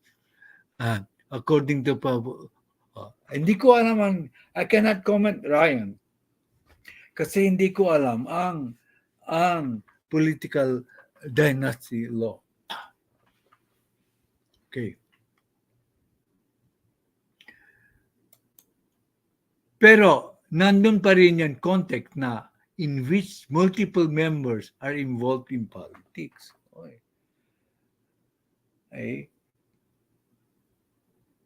Ibig mo sabihin, multiple, two or more. So, ibig sabihin, political dynasty si Bongbong at saka si Sandro. Again, I go back to my original contention na pagbabawalan mo ba ang isang taong napakagaling na magserbisyo sa ating bayan just because he is a member of someone who is already involved in politics?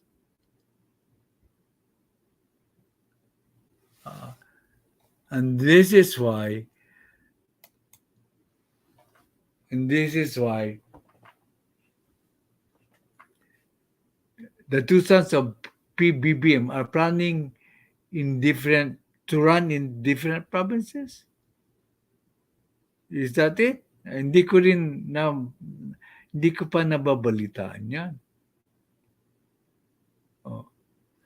So, that is, sabi naman ni, yun din ang content. Yun, very good. Roger Evans. Yan din ang content yun ko eh. Yan ang sinasabi ko. Ngagaling mga nagkukomentaryo dito. I don't think the term political dynasty suits in our government since the people has a right to give the vote. Kaya nga, approved. Ang galing. We have the right to vote for them or not to vote for them. So, ang political dynasty does not hold water sa akin. Okay.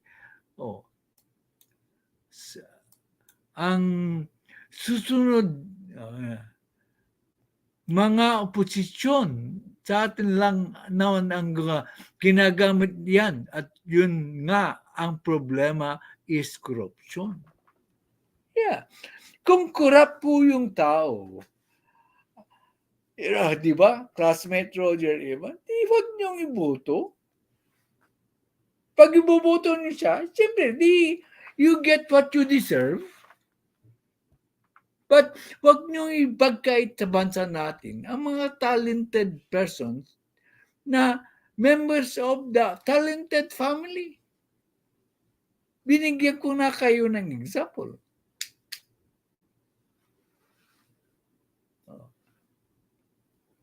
Bakit sila parating nananalo? Kasi maganda ang serbisyo nila sa kanilang mga constituents.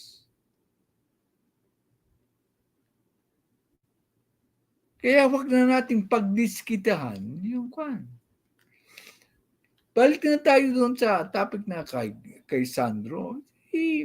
Hindi po magtatrado po si Sandro sa kanyang ama. Pero yan, mas interesado yata kayo dito sa topic nito. Political dynasty suits only countries where the people does not have the right to vote for the leader of their country. Oh, correct. Political dynasty, tulad ng North Korea. Dynasty kasi, pinasa yung political power not by means of a vote. it is by means, siya ang tinalaga ng father ng current dictator ng North Korea. Tama ulit. Si Roger Evans, ang gagaling dito talaga ng magbigay ng opinion. Okay. Sabi ni Rita, kasi kapag lumagtaw. Kasi kapag alam nilang Marcos ang upo, subok na para sa masa at sa pag-unlad ng Pilipinas. Alam nila mahihirapan sila makapasok. Okay. Yan ang isang problema. Kaya nga, inalagaan din ng mga Marcos ang pangalan nila at ang pagserbisyo. Kasi involved din yan sa mga anak nila. Kung sakasakaling tatakbo po si Vince at saka si Simon, kailangan mag-perform din sila ng mahusay. Kaya nga, let us not deny yung persons who are talented and who are going to do good for our country to run for office. I agree, sabi ni Ryan Blackwell. Roger, I agree, but the component will always find a way to contest the law. It is up to the people of the province to decide. Kaya nga, kung alam nilang bawal pala, sabi ko kanina, kasi hindi ko alam ang law, di iakyat nila sa Supreme Court, let the Supreme Court decide, simple lang. Yung argumento, let the Supreme Court decide. Ang sabi naman ni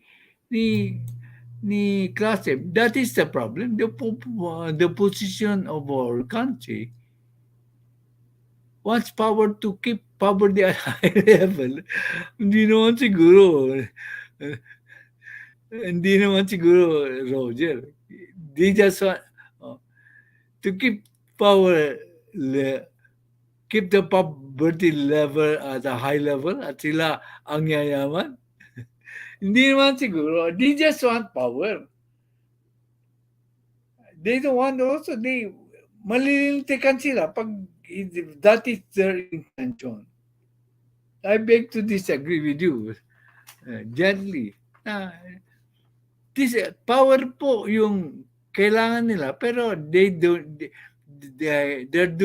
not doing it to keep poverty at a high level. Gusto rin nilang tumulong. Kaya lang baka sa pagtulong nila ay mayroong kurakot na nangyayari ng konti. But even the worst politician does not want poverty at high level para manatili sila sa kapangyarihan. Kasi magre-rebelde ang mga tao kung there is poverty at a high level. Konting disagreement lang po sa punto de vista mo. Tatay Jack, hindi gagawin ni Sandro yan. Magtampo man na normal lang yan. Pero yung siraan, I don't think so. Siya nga. Pag ginawa niya yan, Bong Marcos ang masisira. Kasi kakalat yan, yung chismis na yan. Yung chismis lang na away ni Sen Aimee at tampuan niya Sen Aimee at Felisa, kumalat. How much more kung na president is involved? Kaya, ang tingin ko, irresponsible reporting po ang ginawa ng Rappler. Irresponsible po yun. They want to destroy the Marcoses at any cost. Nakakita tala na maliit na butas, pinalaki nila ang butas na yun. Kaya importante ang channel natin para ma-debunk yung mga ganyang klaseng reporting. Misinformation po. Di ba? Yan ang mission natin, nakikita nyo sa thumbnail. Ginagawa natin po. Mas maganda sana kung naipakita ko sa... Don't get me wrong. Sa time ni FEM, takot ang Western countries na yumaman ang mga Asian countries. Kaya yung plano ni FEM dati on one side, on Asia, currency, ay tutul sila dito. Yeah, you may be right there. I won't disagree with you, Roger Evans. You may be right there na isang cost ng pagkaalis ni Apo Lakay. Isa yan. Maybe.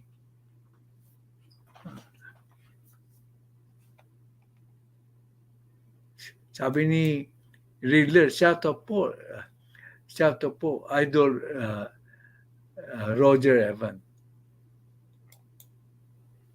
Roger, yes, and I could not agree more. But we need to remember that these opponents have their eyes in the Marcoses. Yeah. Tina-target po. Pero wala silang magawa kasi wala silang masilip kay Presidente Bongbong Marcos. Kasi kung may nasilip silang katiwalian, ilalabas nila kagad yan. Ang media ay tutulong po sa kanya. Wala silang maisip. Tsaka ginagawa nila na lang na siraan ng mga Marcos by putting words which are not, sabi ni Riddler po, out of context. Mamusay mag-analyze dito po. Ibahin nyo ang channel dito. Channel ng mga bangus. Ang mga nandito. Ibahin nyo po. Ma-analyze nila yung inyong maling sinasabi. Approve po, Riddler. Ikaw ang cum laude ngayon.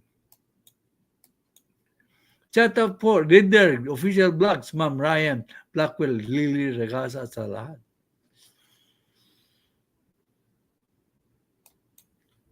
Hindi man siguro po Tatay Jack, but look at what the Aquinos did. A lot will disagree with my perception that since Cory Aquino sat as president, they blame FEM sa paghirap ng Pilipinas hanggang ngayon. No. But then, they were the ones who caused. Tama ka dyan. Biniblame ng mga Aquinos ang pamamahala ni Apo Lakay.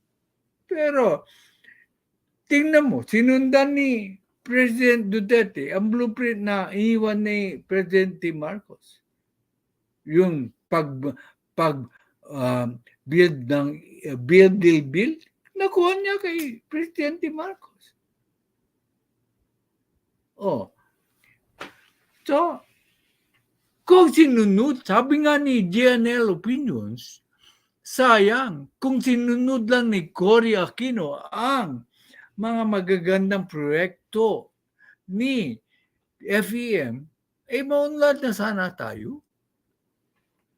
Pero, pinanatili mo ang puot sa iyong puso na hindi mo kayang bigyan ng credit ang dating Pangulo, ay hindi tayo uunlad. Kaya nga, maswerte tayo ngayon at si President Bongbong Marcos hindi po credit grabber. Kung alam niyang maganda ang programa ng isang dating presidente, pinagpapatuloy niya.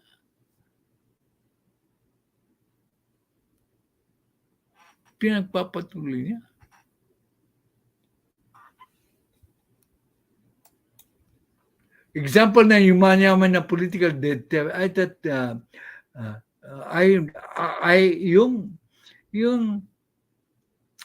TEBUNK. I'll give you a counterbalancing argument. Oh, ang TEBUNK ay powerful. Yeah, okay. They were a political dynasty.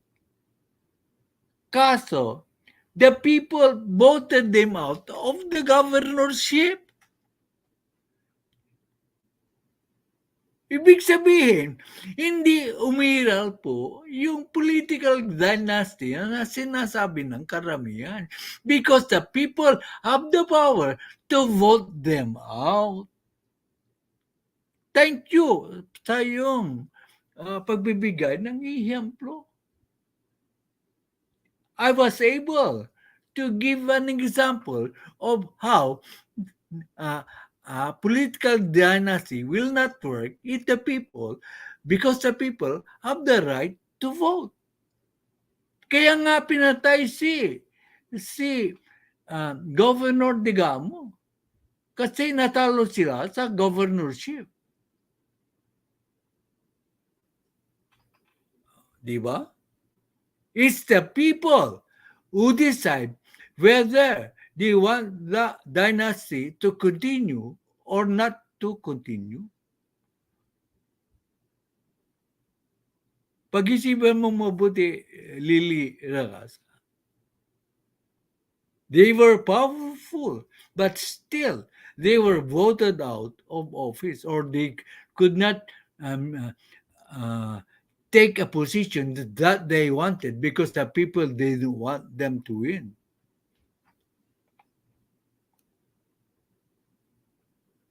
Hello, Sir Evan. Oh. Maganda yung sinite mong example, Lily Regasa. I thank you for giving that as an example. Hello, Sir Roger Evans, sabi ni Lily Regasa. Sumobra ang pagiging democratic ng mga Pilipino kahit pasawan na karamihan ay hinahayaan nila. Hirap mag-explain pero mahaba-haba ang analyze ko dyan.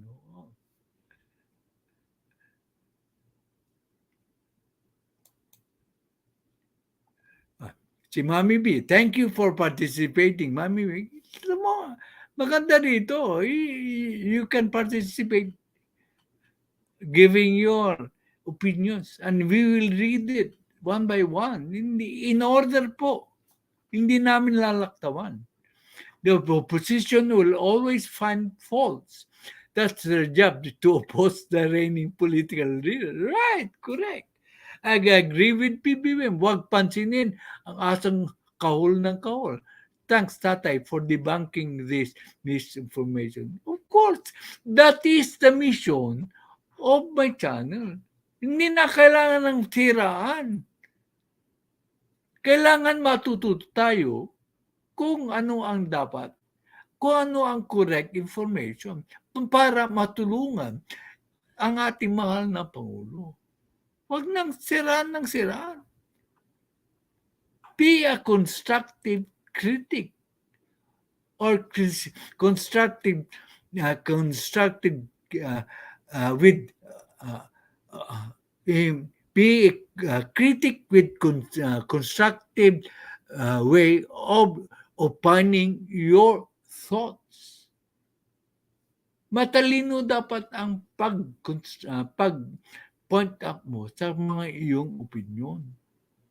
Ay, karamihan dito mapapansin mo, Mami B. Tignan mo, galing kay Roger Evans. Magaling mag-analyze. Riddler, yung pinakamagaling na today. Yung komentaryo po niya na hindi ko po nakita. Kaya I give him the cum laude award. It's because mayroon siyang punto na hindi ko nakita. Siya ang nakikita. Oh.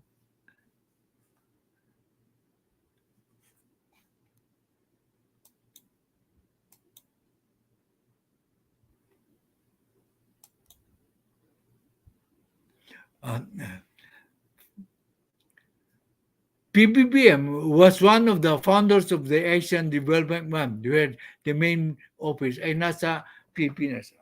Yeah. Kasi si Apolacay, mayroong foresight. Namanan ni Pbbm na may foresight. Yeah, agree with you. Oh, tingnan mo ngayon, Asian Development Bank ay tumutulong sa ating gobyerno. Tatay, that's true po. Misinformation will lead to misleading. This is what the opposition wants to discredit the Marcoses. Kaya nga, nandito tayo. Nandito ang channel natin para i-debunk ang misinformation. Kasi hindi, may tumalakay na ba tungkol si Sandro at kanikan sa kasinungalingan ni ibang vlogger? Ewan ko kasi hindi na ako bumisita. Dito lang sa channel na dinidiscuss natin yun exhaustively para hindi ma-mislead ang viewing public po. Pasalam tayo. So, Mami B, you can spread the word. No, mayroon channel na nagdi-defend sa mga Marcoses na hindi na kailangan manira. That is a job of the true Marcos loyalists and the Marcos supporter to defend the Marcoses. Kasi naririnig ko madalas yung nandun daw sila para ipagtanggol at ang mga Marcoses kung sino man gusto magpabagsak, sila good. The last they should do it more often though, na really defend the Marcoses against those who are bent on bringing the Marcoses down. Incidentally, tanong ko, si Sara Duterte ba is intent of bringing the Marcoses down? Kung yun ang main mission daw nila. Si Sara Duterte ba ay intent of bringing the Marcoses down? Dapat taputan nila si Sara Duterte because she's not intent on bringing the Marcoses down. If you analyze, kung matalino kang nakikinig sa mga vloggers na yan, questionin mo, si Sara, if your mission is to protect the Marcoses and to fight against those who are attempting to bring in the Marcoses down, bakit hindi sinusuportahan si Sara Duterte na hindi naman intent on bringing the Marcoses down? Nagtatanong lang. May kanya-kanyang agenda, pero tayo dito sa kanya ay very objective lang po tayo. Okay.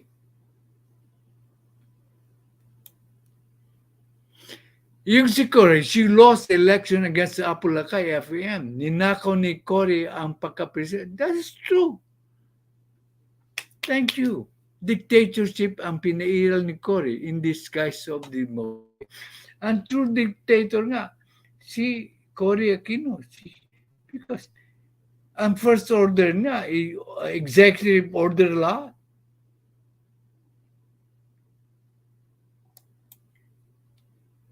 Mega love chat po, Ma'am Judy Basco. Ay, wow.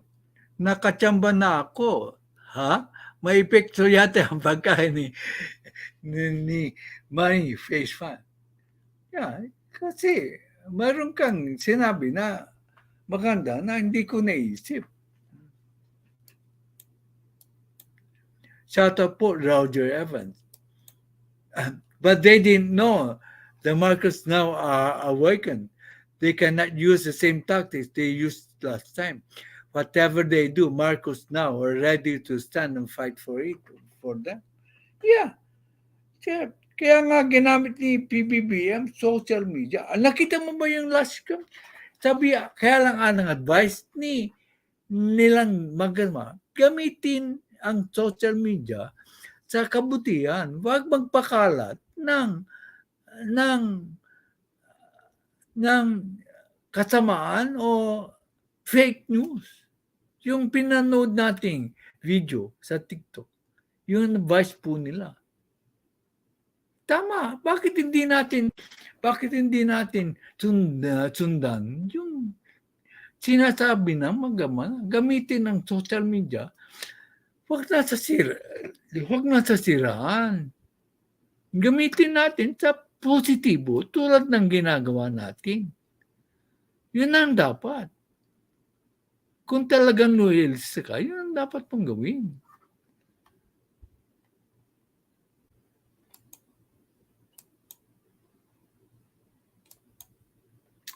Good morning, Tatay. Hello, cutie Connie.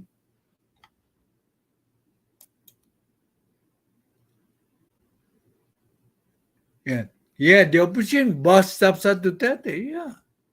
Malaki bagay din si President Duterte. Namulat ang mga tao. Dahil pag binanatan siya, baba na siya. One thing I admire kay President Duterte, nung minsan yung sa live interview, yung sa Rappler yata na reporter was trying to in a live interview give misinformation. Sabi ni Presidente, give me the proof and I will fire him, meaning Bongo. At this instant, hindi wala ma-produce yung reporter.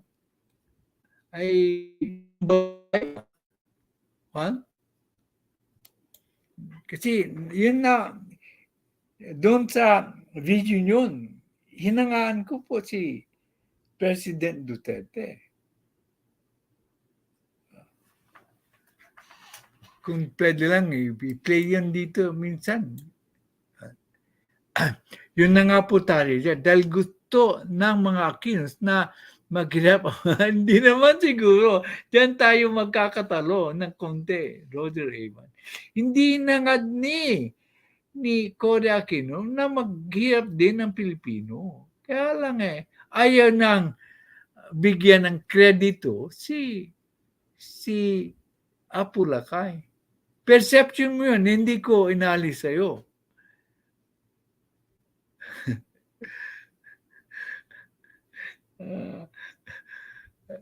Perception mo yun, Roger. Pero hindi ako sangayon dyan. Sinasabi ko yun.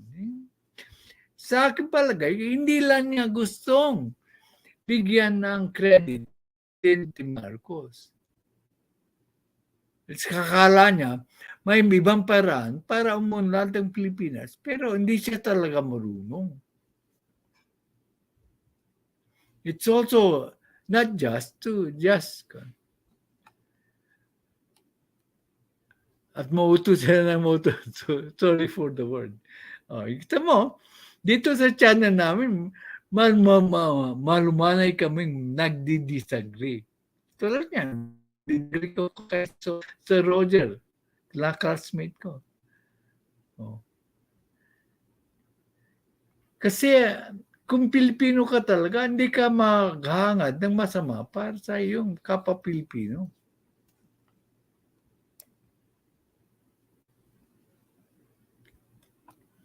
Kaya hindi tinanggap. Hindi tinanggap kasi ayaw niyang bigyan ng kredito si FEM.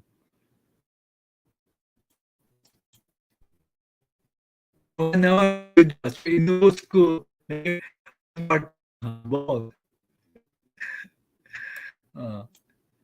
talaga? Nung nasa Pilipinas ako, sabi ng lolo ko, kumakain ng mani kapag may exam sa school. Para tumalino. Yun ang sabi niya. Ang peanut daw was food for the brain or is food for the brain. At dapat pa arawan, tirahin si Marlica, critical thinking. You can do that. Pag ginawa mo yun at i-contentan mo, na respectful mo ang pagtira kay Marlica, i-content din kita rito. So that everybody can see how you do it. If people will think hard, Korea and the DRAM are not for democracy. They are dictators. Guiding me yan democracy. Iniba nila ang meaning ng democracy to set their agenda. Kayo naman masyado kayong very harsh sa mga Aquino. They are selfish people, but I leave you to sabi ni the distinguished lady, Maribel.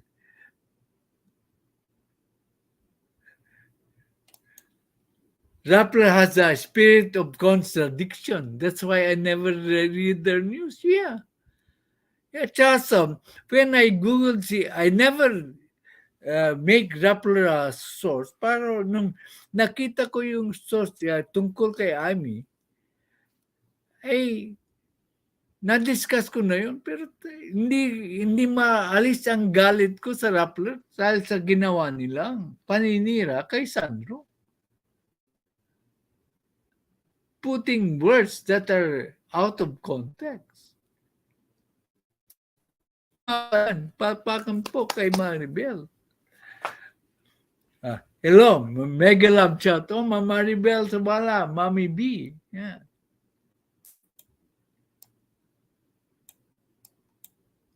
Hi, Roger. We're just listening all this time. I'm still sleeping. Okay. Oh. Nakatulong yung advice mo sa akin, Ma'am Maribel. Hindi ako naligo for 2 days. Medyo umayos na po ang sipon ko. At katulong din yung advice ni Red One na uminom na maraming kalamansi. Okay. Actually, Ma'am Ryan Buckle, the majority of Filipinos are awakened since PRRD sits as our president. Yeah. I agree with you. You have to give credit.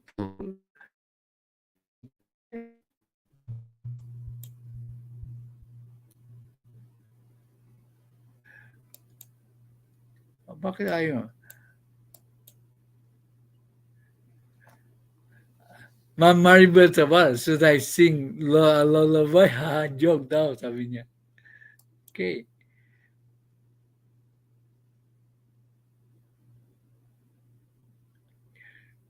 F was called a dictator, but the real dictator was Corazon Cojuangco Aquino. Okay.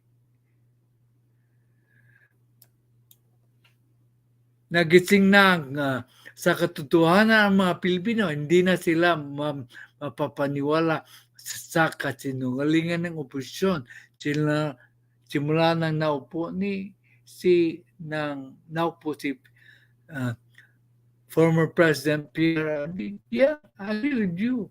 Nagising ang mga Pilipino noong may matang na presidente na kumontra sa bias media. Tawag na lang natin bias media. Kung di niya ganawa yun, ay mananatili pa lang mag-produce ng news na parating anti-Marcos, anti-administrasyon.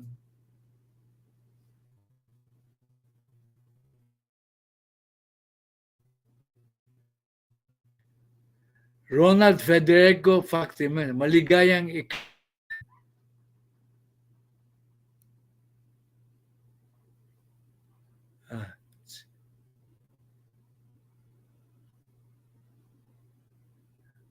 whatever is na kapatid na buong distrito ng Sentral.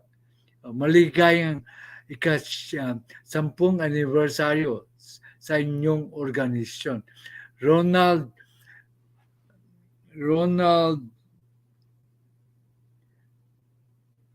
Fax de Mesa, hindi kita mabibigyan ng jacket as of now kasi I am using mostly my stream, but I'll give you a jacket after the show. Promise. Sabi ni Mari, chronic. Oh yeah, that is what I've been telling. Parehos kami ng pananaw ni Maribel dito. Cory was blinded by vindictive. Ayun ang sa huli is so evil. God forgive me. Yeah, I don't think that she was so evil. Kaya lang, she was vindictive.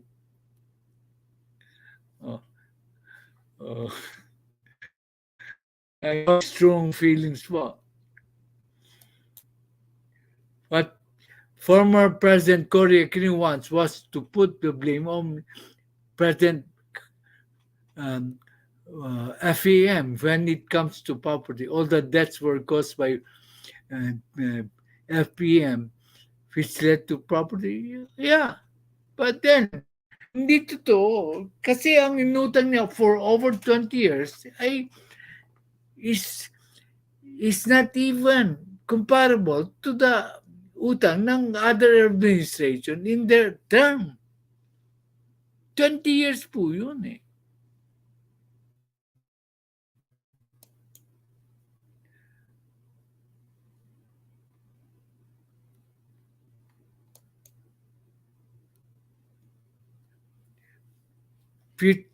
Lager po, no skipping of ads po, Tatay Jack.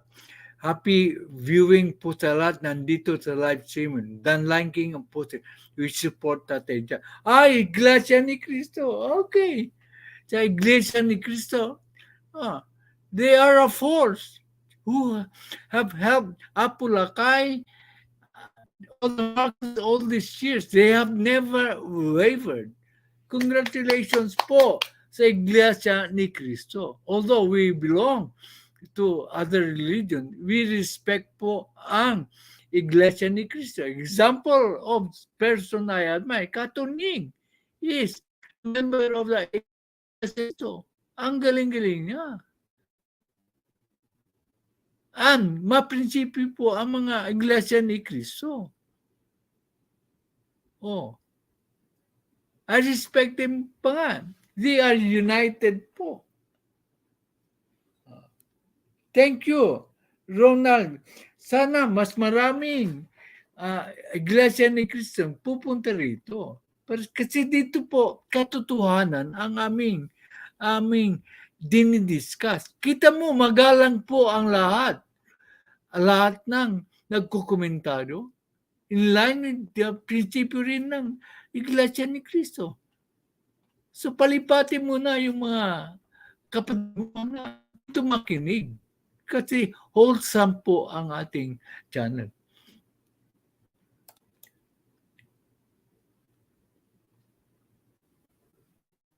I understand. Doesn't basta. You're always there for us because we are family members. So when it's better that you take care of your family first. You can always view the show later on.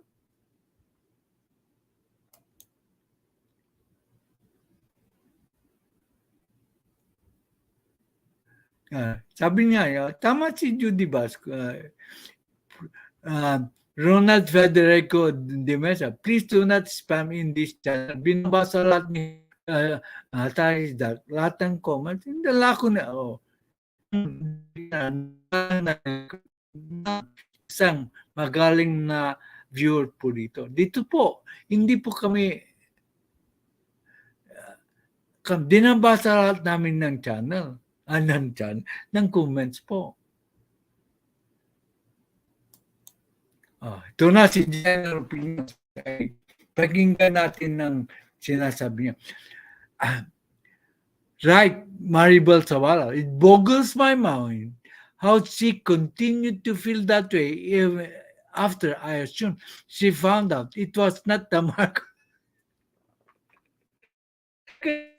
Who was responsible for the death of Ninoy. Oo nga pala. Magaling talaga itong si General Opinion. Hindi ko rin naisip yan. She had the power to investigate the death of Ninoy Aquino. Yan po ni General Opinion. So, with all the power she had, with all the information that she was ever able to get, bakit pa rin hindi na na-prove na si Apo Lakay ang nagpapatay kay Ninoy Aquino? Ang galing. Ang galing-galing ng punto. Kita nyo? Kung gaano kagagaling po ang mga nagkukomentaryo. Bakit nga ba? Dahil ba sa pinabilanggo ni Apo Lakay si Ninoy Aquino, dapat naman ibilanggo kasi siya nag-found ng NPA. Daw. Kaya, pag nag-comment po si DNL Opinions, makinig po tayo. Bira mag-comment, pero mabigat. Shout out, Ma'am Carclea Fontero. Di ako kapag-comment ng maayos doon kay Kuya Buds. Pero pag tag mo, name ko, makikita mo na kahit nga lang talaga ako. Dito, libre magkomentaryo ang lahat. Naski against sa akin.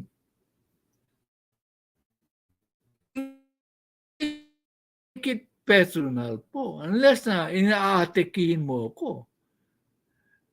Oh. Shout out po, Sir JL Opinions. Shout out po, Sir JL Opinions. It was never revealed. Sabi niya, to both his argument, it was never revealed who killed Ninoy even after two Aquino president. Correct. Dalawang Aquino ang presidente. Hindi nila mapatunayan na may ebidensya na si Apoy Lakay ang nagpapatay kay Ninoy. It's not natural of the Marcoses to do that.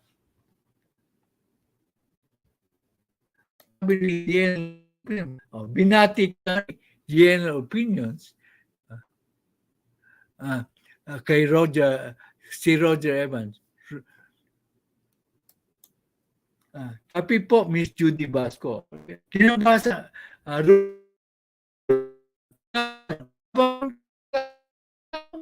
promote ko pa ang Iglesia ni Cristo dito.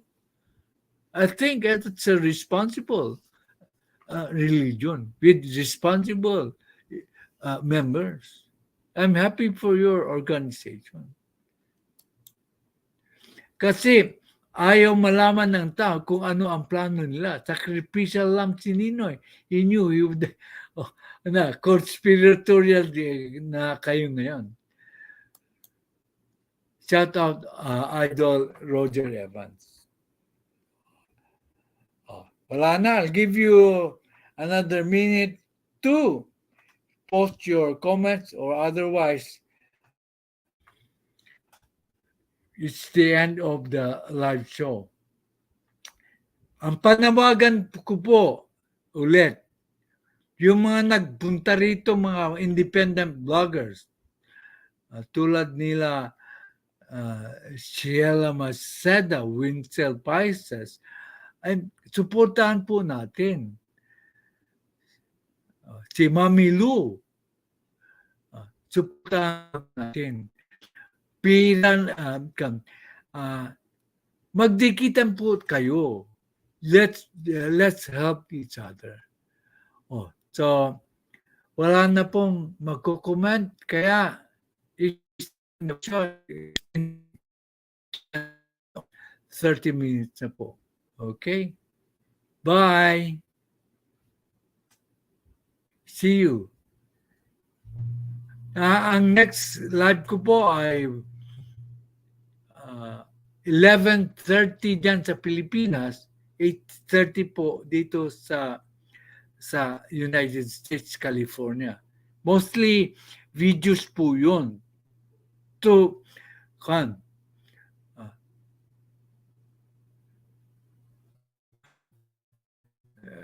Sa morning, mostly videos para lang ma-inform kayo. Thank you for the Tatay for an interesting. Love you all.